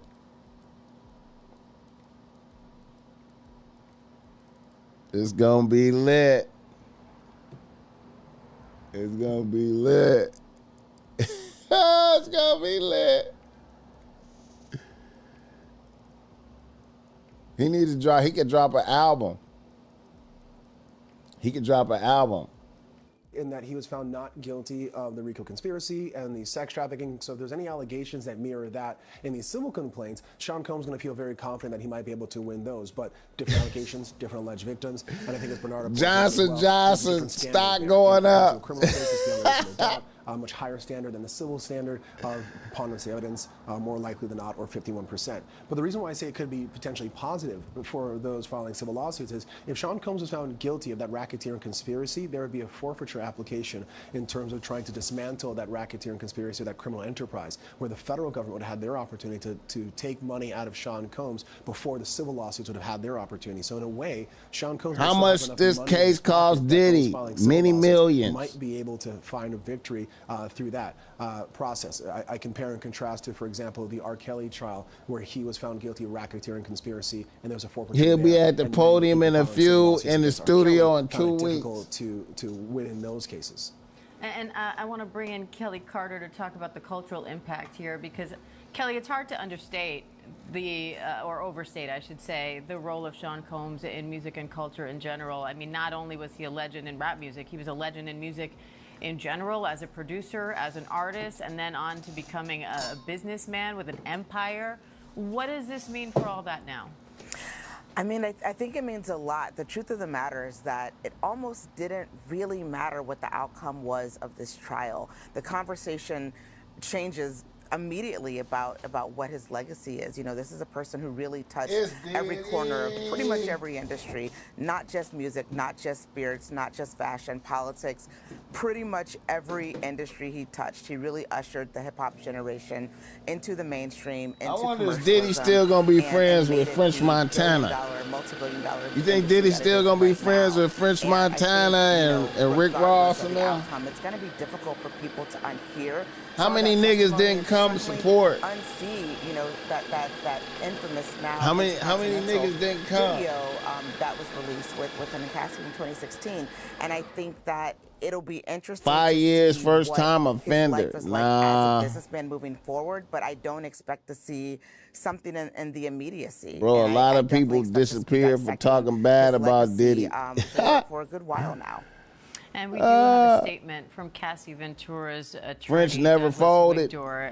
He says, and I'm quoting here, "This entire criminal process started when our client, Cassie Ventura, had the courage to file her civil complaint in November of 2023. You got to pop out at the trial a couple times, man. Cassie beyond a reasonable doubt.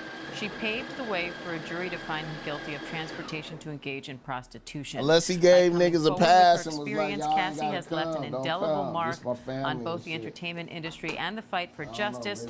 We must repeat with no reservation that we believe and support our client, who showed exemplary courage throughout this trial." The statement goes on to talk about her strength on the stand and to talk about the misconduct they say has persisted for decades. Would they be mad if he dropped an album called Baby Oil? He dropped a Baby Oil album. Precedent here. Does a verdict like this deter Diddy's future new potential slogan, witnesses in similar cases? Skip and slide I think it to definitely freedom. does. A verdict like this What if he drop victims would and it be witnesses trolling? from coming forward. I think when you're talking about would it be trolling? Is one of who has power. Would it be trolling if he dropped a Baby Oil album? Would that be trolling? Would that be? That might go. Baby Oil. What's going to happen in that type of case? So I think this is a huge deterrence for victims. And Brian, I'm out of time, but I quickly want to touch on the way this case was brought has been criticized from the beginning. The actual charges they brought, the fact that it was a federal trial and so on. Walk me through that part of it. And do you think there are any legal lessons learned there? I think there are legal lessons in terms of how to bring this case. I think for federal prosecutors, they've used the RICO statute in very creative ways.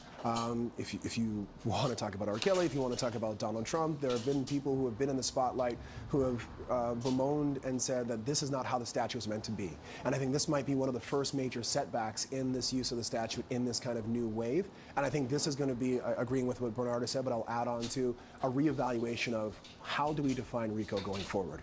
Who fits into a RICO? What is a criminal enterprise? And are we going to open or close off how we now progress or move forward in terms of evaluating should we use this statute for these different types of enterprises? All right, Rena, Brian, Bernardo, Kelly, thank you all. Diddy made me switch to cocoa butter. Again, has been at that courthouse from the very beginning. Also, for more on today's verdict, catch the ABC News Live show Burden of Proof.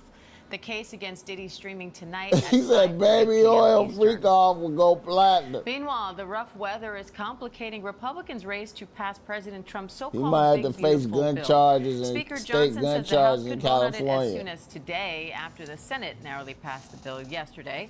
And now the president's planning to meet with Republicans at the White House to get it done. Let's bring ABC News Capitol Hill correspondent Jay O'Brien and ABC Senior White House correspondent Selena Wang for more on that. Hi, Jay. So what's the latest on this potential? They might as well throw out everything and shit. Yeah, so we're still tracking a preliminary vote, a key procedural vote, the first hurdle for this bill as it's come back to the House. Oh, to man. be sometime this afternoon now. It was actually supposed to be as we speak, but that's been kicked a little bit into noon. So this is the vote on what's called the quote-unquote rule. The rule is what kicks off your ability to vote on this legislation. In the first place, what you're seeing there on the floor are members debating this rule. And forgive me as I scroll here on my phone because I just caught up with Speaker Johnson not long ago. And all right.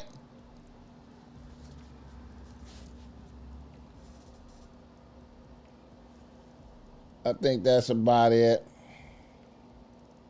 It's going to be a few hours before we know something else. All right, let me do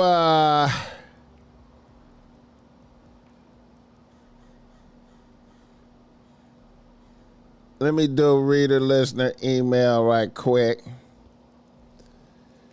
You know what I'm saying? Since we've been on here for 2.5 hours and shit. Let's do reader listener emails.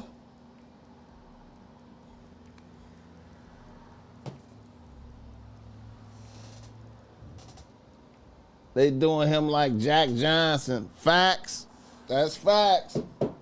That's why I feel like they're going to give him at least a year.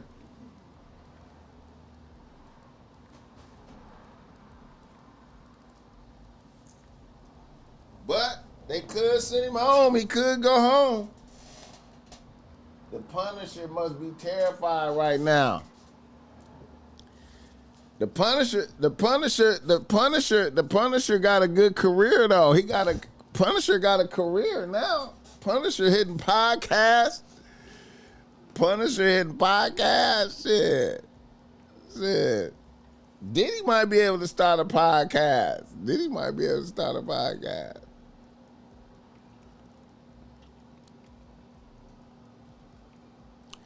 Hit the like button for this guy. Hit the like button. All right, let's do a reader listener email, man, while we're here together.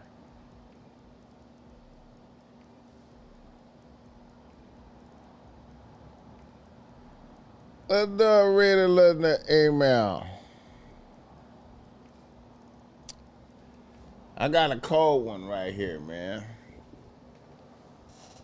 Gene Deal. Gene Deal. Gene Deal.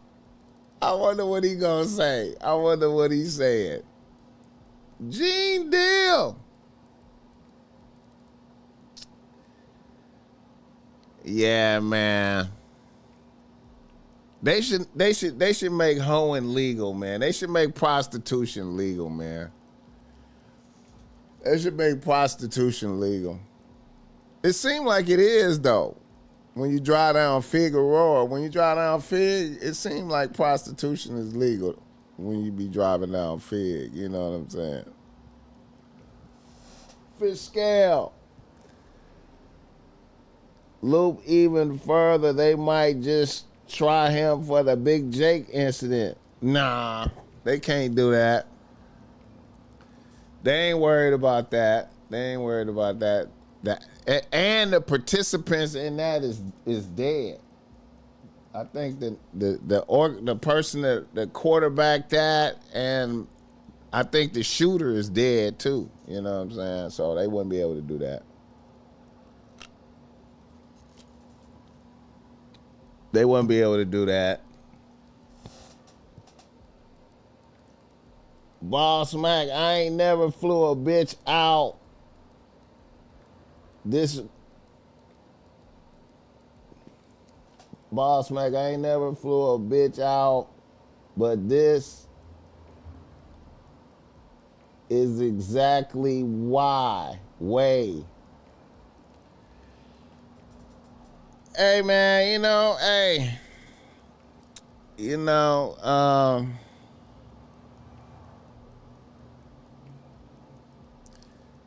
hey man, I ain't never flew a bitch out either. If prostitution was taxable, then it might be legal. Facts.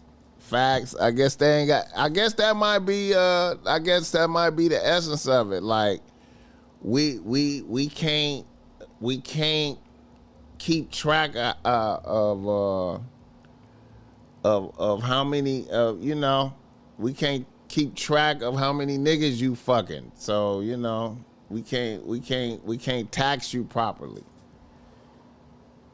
So it got to be illegal forever. That's crazy. That's crazy. Or it got to be like, you can only, if they make prostitution legal, it got to be like, okay, it got to be in the, you can only do it in this house. And then you got to go get a license for the house. You can only do it in this house. And then we got to monitor, saying, that shit crazy. That's a good analysis, facts, not fiction. That's a good analysis, but they can't keep track of what you doing. I feel you. That might be the whole essence of it. You know what I'm saying? That might be the whole essence. That might be the whole essence of it, man. Yeah. But Diddy should have did it a little bit better, man. He should have did it a little bit better, man. Yeah, man. I'm gonna say this for sure though. I know as the BossMack, man, oh my God. If I touch the billions, I'd never do a sucker thing. They would have to invent some shit to get me. They would have to create some shit to get me. That's their scheme. They get to get dirt on Hollywood. Remember Heidi Fleiss? Yeah. Yeah. Yeah. That's fucked up, man. Hoeing can't be legal though. That's fucked up. That's crazy when you think about it. Maybe if they would get a device that they could put on a bitch, like they could put a device on you, and they know when you fuck. You know what I'm saying? You gotta. I thought prostitution was legal in California. It seemed like it. Pimping ain't legal though. Prostitution is legal, but pimping ain't though. You know what I'm saying? Pimping ain't though. They destroying pimps, but the hoes could be out there.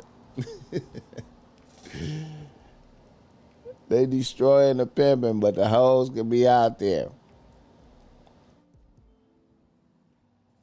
All right.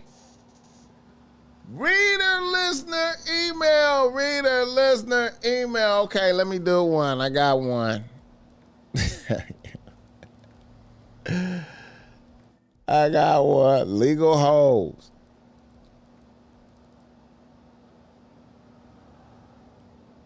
It's crazy because most of the bitches on Instagram is hoes. You know what I'm saying? Most of the bitches on Instagram is hoes. Hit the like button for this game. All right, reader, listener, email. They can't call. They can't make prostitution legal. Then we had to give hoes lunch breaks. Oh shit! All right. Reader, listener, email. All right. A nigga from Berkeley has written to BossMack, and he says, BossMack. Shout out to Berkeley. I am a 29-year-old nigga out here getting to the chili as a longshoreman in Oakland. I currently have a 2-bitch rotation. My main bitch is a 28-year-old pharmaceutical sales rep, and my number 2 bitch is a 27-year-old esthetician and yoga instructor. My issue is with my main bitch. We have been together for 2.5 years. We have had many ups and downs. Now it has come to my attention that about 4 months ago, my bitch had an abortion behind my back without me knowing anything, which is amazing. A bitch strategically avoided me for a month and a half sexually. This situation blew me away because we had discussed having children and I was looking forward to being a father. So I've come to the decision of dismissing this bitch. Here's the thing. I know this sounds super petty, but I'm considering fucking a bitch one last time before I dismiss a bitch. Do you think I'm tripping for having this thought? All right, so we have a guy who's using this opportunity to get rid of his bitch.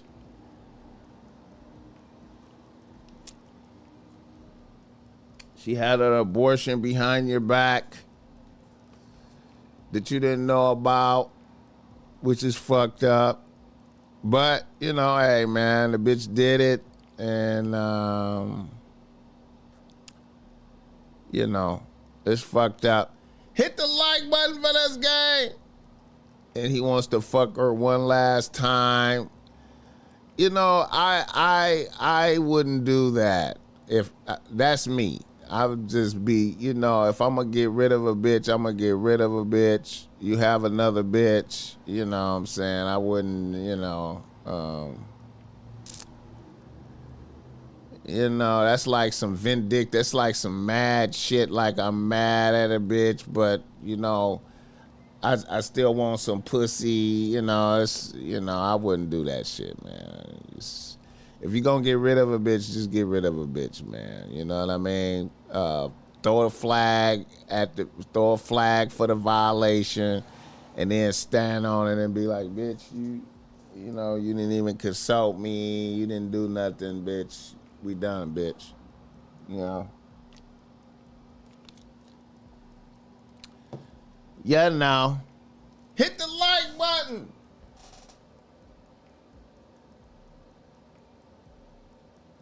She probably didn't know who the dad was.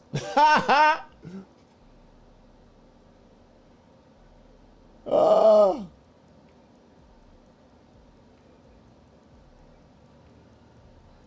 Came back and told me she was preggo, but told me not to come.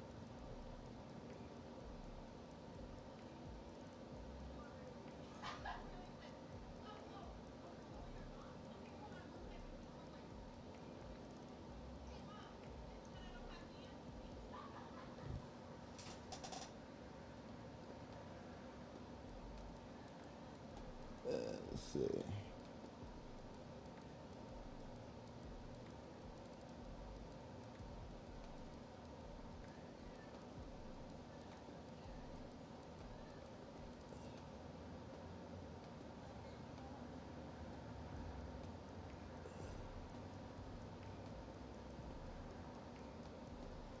All right.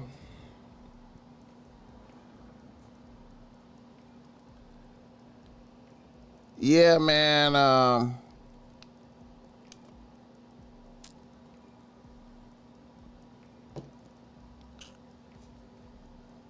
wouldn't want to, one last time fucking a bitch is kind of weird to me, bro. I would just dismiss a bitch. You got the flag on the play, throw the flag. At least P. Diddy wasn't hit with serious offense. Them sex trafficking is a joke. Them bitches, no, ain't no party like a Diddy party. It may have been his kid. It may not have been his kid. And that's still a reason to fire a bitch. She from the break, she probably didn't know who the baby daddy was. Very possible. And that's still a reason to dismiss a bitch. You got pregnant from another nigga, or you killed my baby. It's either or. What you sipping on? I'm sipping on I'm sipping on some blonde espresso. I'm sipping on some blonde. Some blonde espresso. He want to trap her real bad. That's a possibility too. That's kind of weird to me, man. If you mad at a bitch for having an abortion, so you gonna dismiss her, but you want to fuck her one last time. I know a lot of niggas think like that too. Like, let me fuck her one last time. I'm gonna dismiss her, but let me fuck one more last time. Just dismiss a bitch, bro. If that's what you want to do. Hit the like button. She did him a service. He should leave her and move on.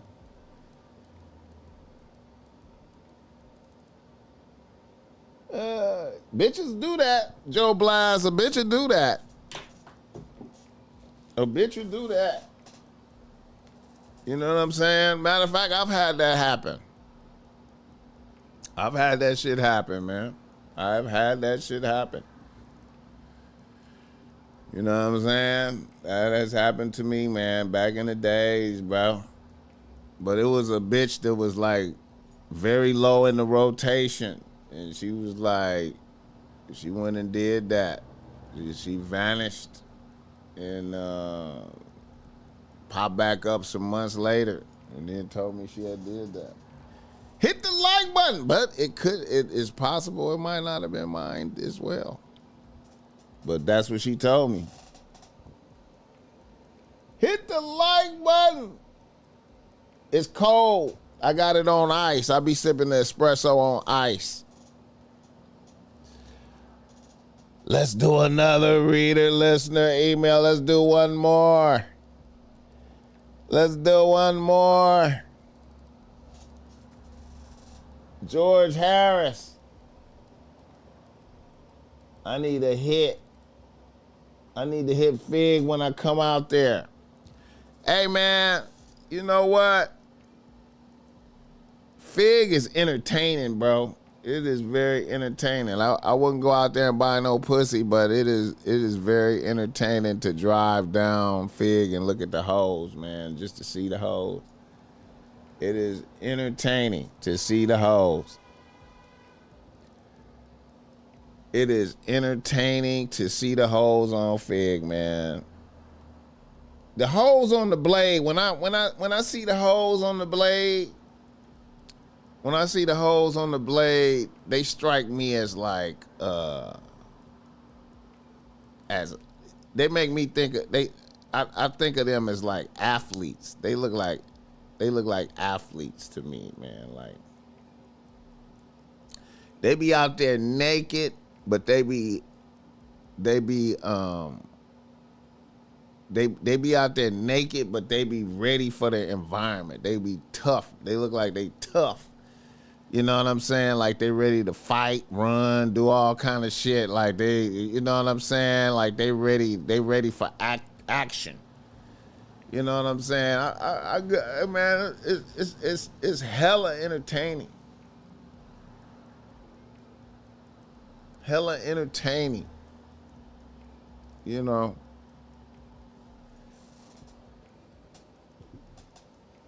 Happened to me too. Found out shorty was preggo, then she aborted. Best friend died in the same month. Spiritual war.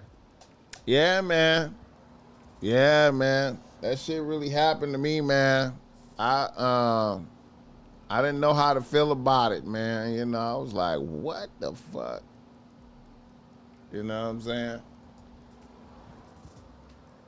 She must got that snapping turtle. Send her my way. I'll give her back.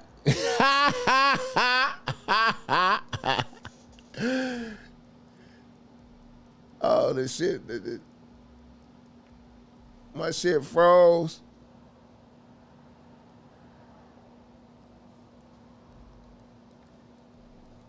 My shit done froze. Oh, it done snapped out of it. Yeah, she got that snapping turtle. Ah, man. Yeah, man.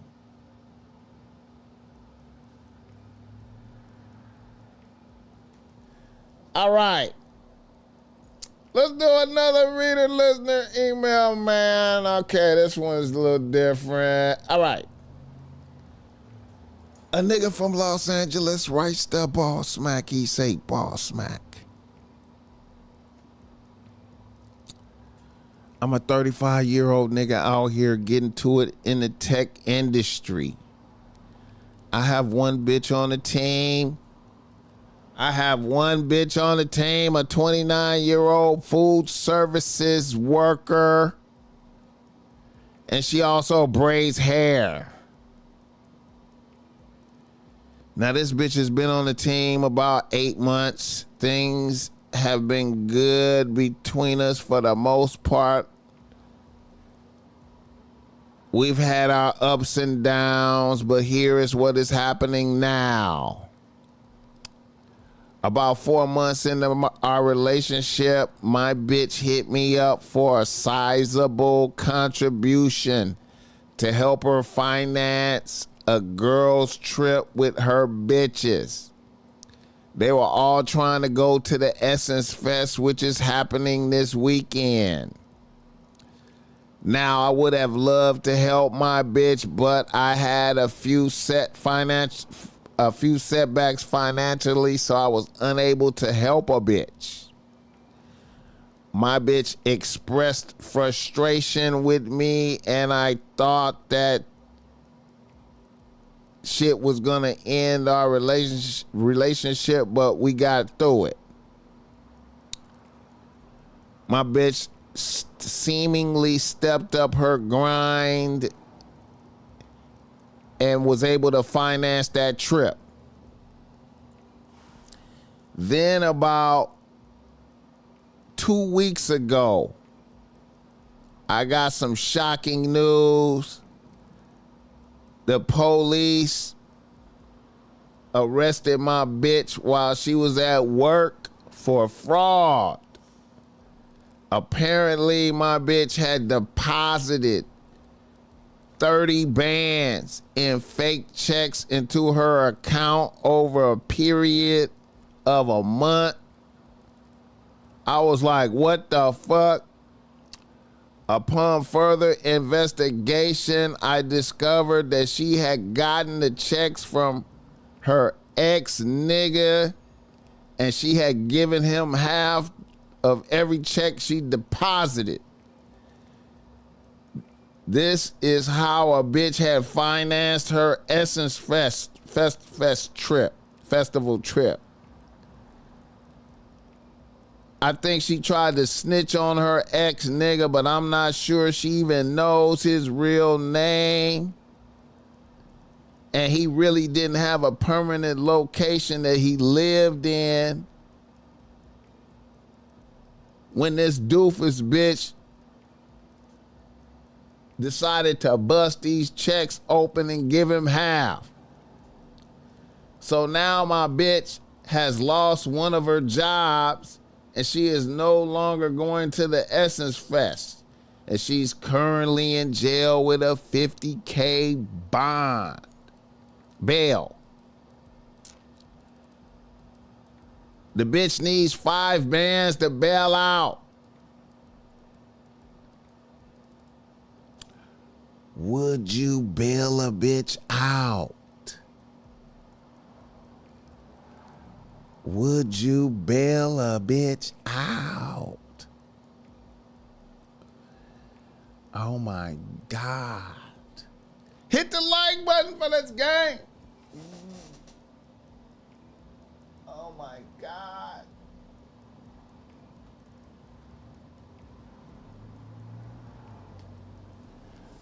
Oh my God.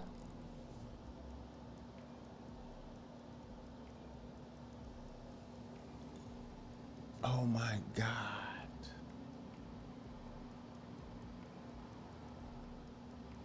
Oh my God.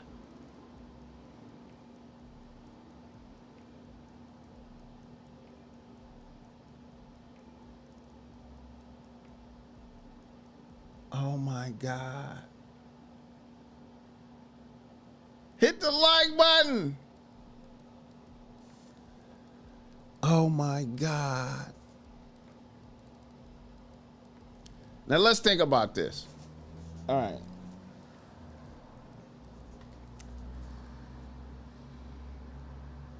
Your bitch links up with her ex-nigga and he has her bust down some checks and it was working at first and then it caught her up.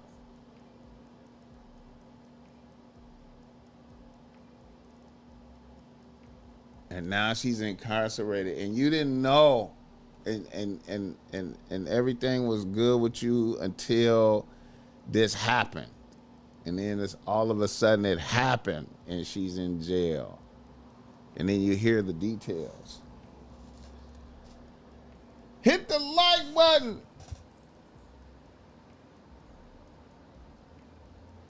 Mr. Carr said, I dated a scammer chick.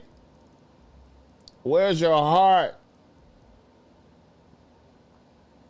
Don't let a poor woman sit in jail. Did she share some of her arms with the master, therefore she's excommunicated? Can't find her ex. She can't find her ex. That's no longer my bitch.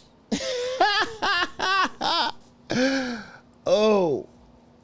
Think about that though, man. Think about that. That's your bitch. Everything was good. That was your bitch. You probably had just got some pussy. She probably had just spent the night and fucked the shit out of you. And then all of a sudden, she's in jail. And she's down a job because it came and got her from her job. And she needs to bail out 5 bands plus property and shit. I don't know if you have to do that, but 5 bands. 5 bands. 5 bands. 5 bands. And she was motivated. See, I know you feel like, man, maybe if I would have gave her the money for the Essence Fest, she wouldn't have had to do that. Maybe if I would have gave her the money for the Essence Fest, she wouldn't have to do that.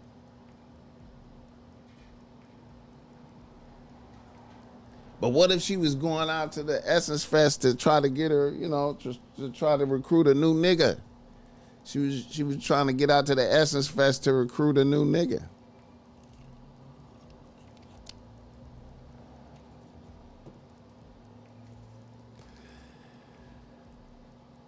Would a bitch come up with 5 bands to get me out of jail?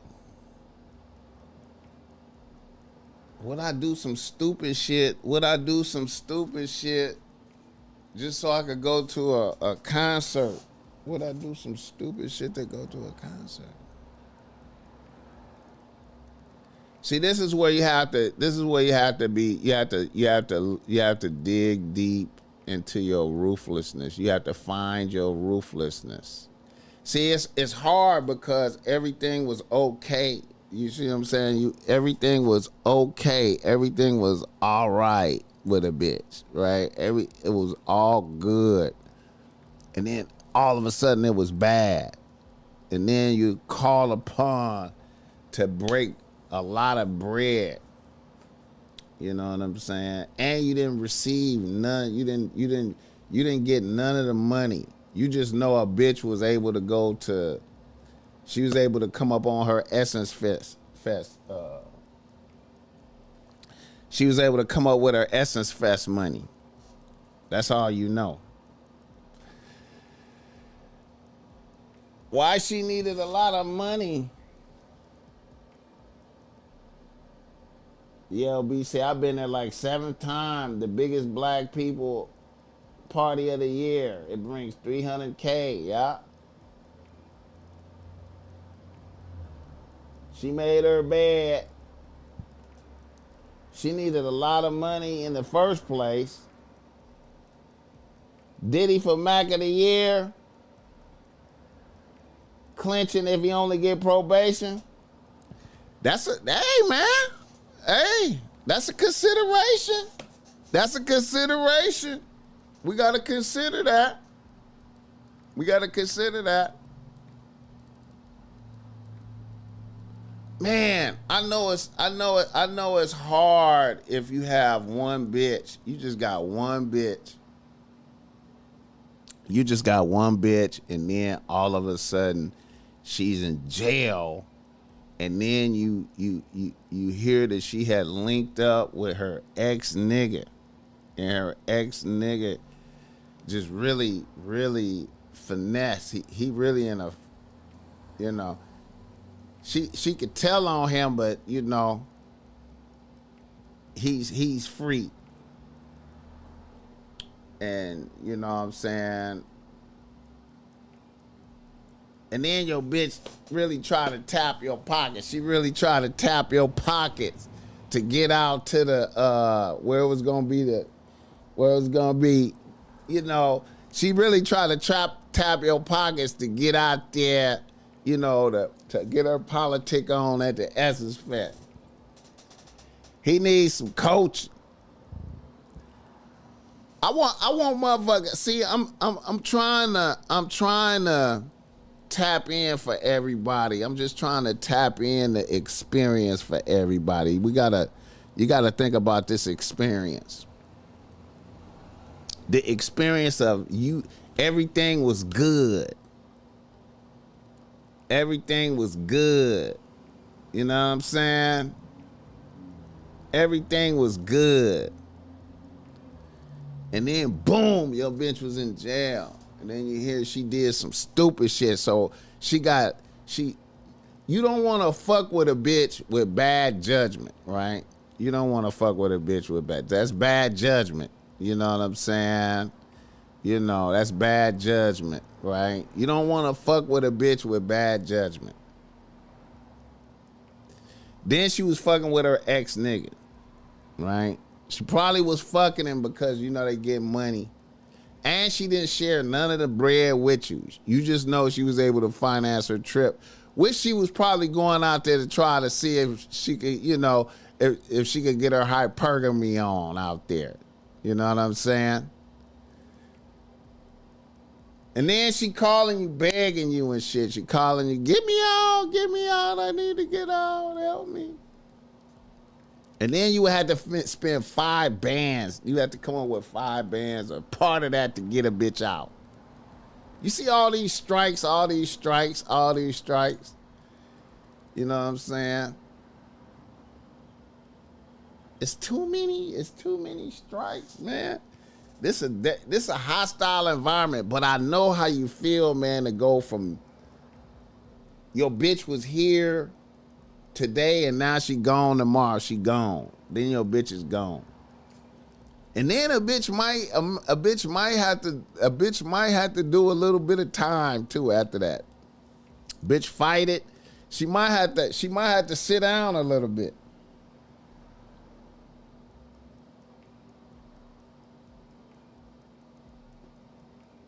You know what I'm saying? She might have to sit down a little bit. You know what I'm saying? When really you could just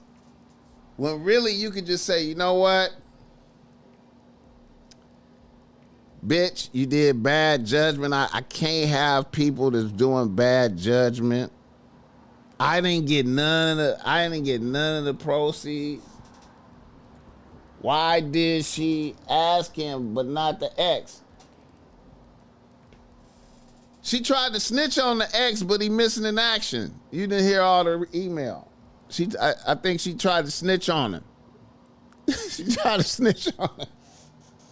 He missing in action. He missing in action. He missing in action.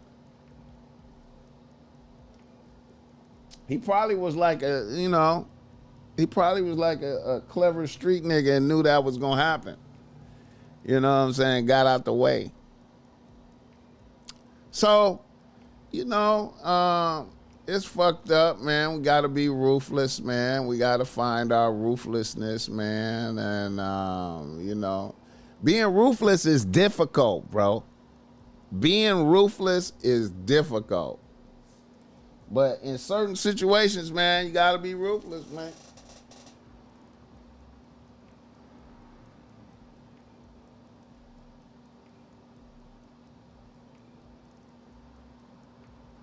Wayne Williams. Yeah, man. You gotta be ruthless. And it's hard to be ruthless. Imagine that. Imagine that. Imagine that. It was all good with your bitch. You was just fucking. You was just fucking. You was fucking the night before. It was a regular night. She had came through. Y'all smoked some za. Had a nice session. She went to work like it was a regular day. And then all of a sudden, the bitch call you. You hear from her people, oh man, she's locked up. What? She was doing some fraud shit. What? What? Where'd she get the checks from? What? Her ex nigga. Damn. 50K? Damn.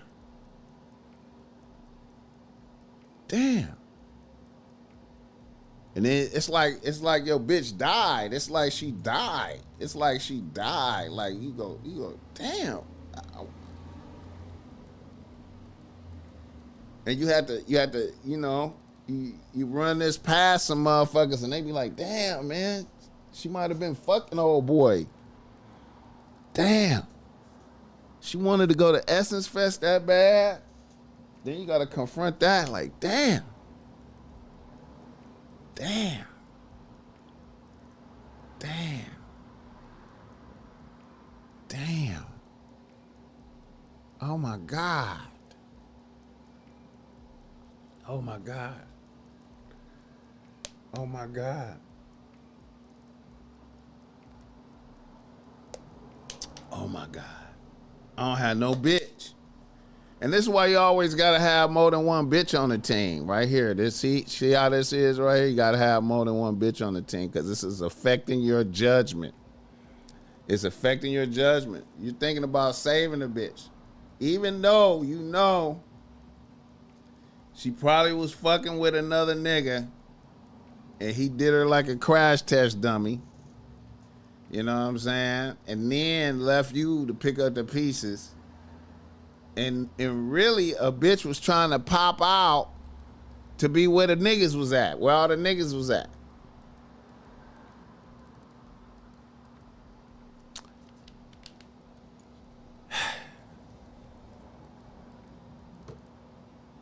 This is why you gotta have more than one bitch. See, now your judgment is fucked up because you like, this is my bitch. You don't have no other bitches. Hit the like button for this game.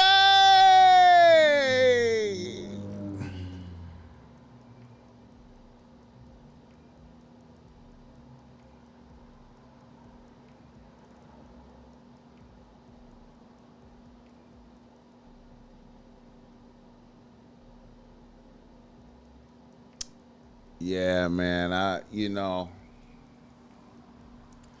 had to find your ruthlessness, bro. You had to be like, you know what? This is what you had to say. This is what I would say to deal with that. I'd just be like, I don't got it. I don't got it. Damn, I'm sorry. I'm broke. I couldn't even when you hit me up for the Essence Fest money, I couldn't even, I'm broke. I don't got it. I ain't got 5 bands. I ain't got 5 bands to give. With no get back, 5 bands with no get back. I just don't have it. I can't do it. I can't do it. I can't do it. I wish I could do it, but I cannot do it. Damn. I come to court though. I support you in court though. I'll pull up and you know what I'm saying? I'll come to court, and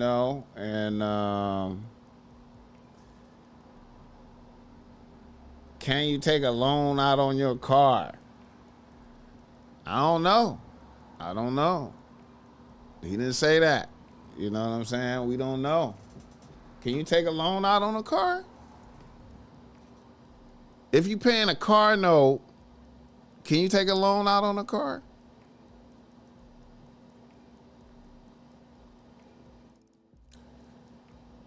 You know what I'm saying? Hit the like button. Hey, man.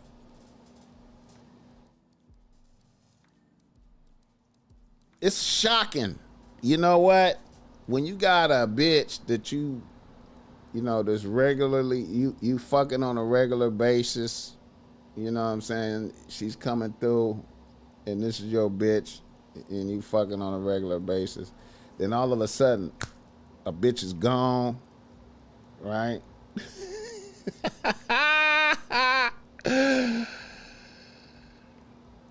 And she's gone. And then you find out all types of information about a bitch. You find out all types of new information about a bitch. She's boom, gone. Then you find out all types of new information about a bitch that make you look bad, right? And then in order to get her back, you gotta tax your pocket. You gotta tax your pocket. Who has 5 G's to give? Then you gotta tax your pocket to get a bitch back. And she's a damaged bitch. She done lost a job. She done lost some of her financial abilities because of this. It also demonstrated that your bitch has bad judgment for doing that shit for the reasons that she did it. You guys just I would just be like, I don't got the 5 bands. And I would just start interviewing new bitches. And you should have always been interviewing bitches the whole time. You know what I'm saying? Because having one bitch is fucking with your judgment. See, in your mind, you could be like, maybe she wasn't fucking her ex-nigga. Maybe she wasn't fucking her ex-nigga. But 9 times out of 10, when she busts open a check and go split it with him, the joy that she feeling from that shit working is gonna make her give him some pussy if he wants some. And then she busts another check. It's elation. She done paid for the essence shit, extra bread, feeling good. You know what I'm saying?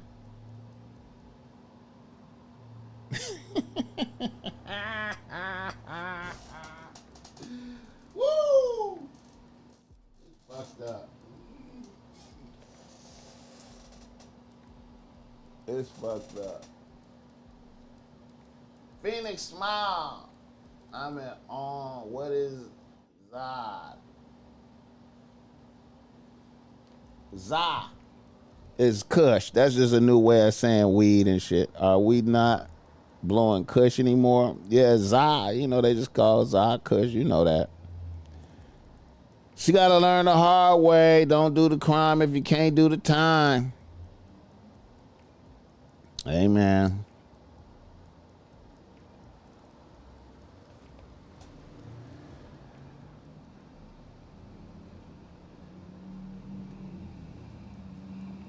Can you call your mom? I'm losing it in here. Tears begin to flow on the recorded call. Oh, yeah. Yeah. Yeah. You got to find your ruthlessness. Damn, I don't got it. I don't got it. Za for exotic. I don't got it. I don't got it. I don't got it. Damn.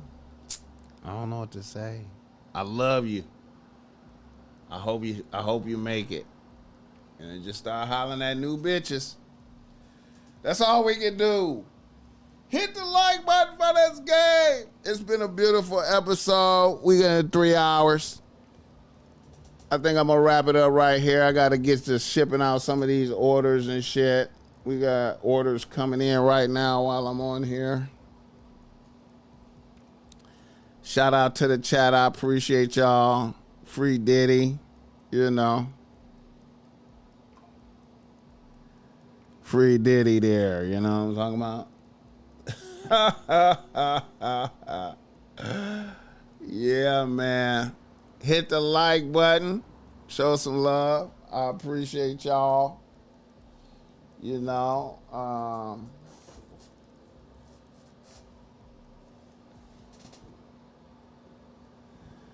yeah, man.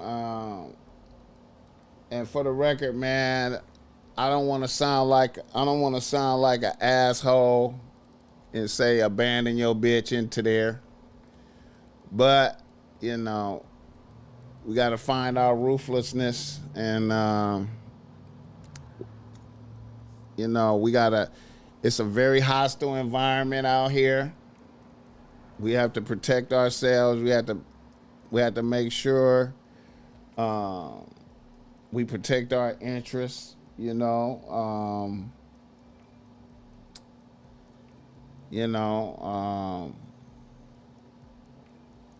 We have to protect our interests. Can you dig it? Peace.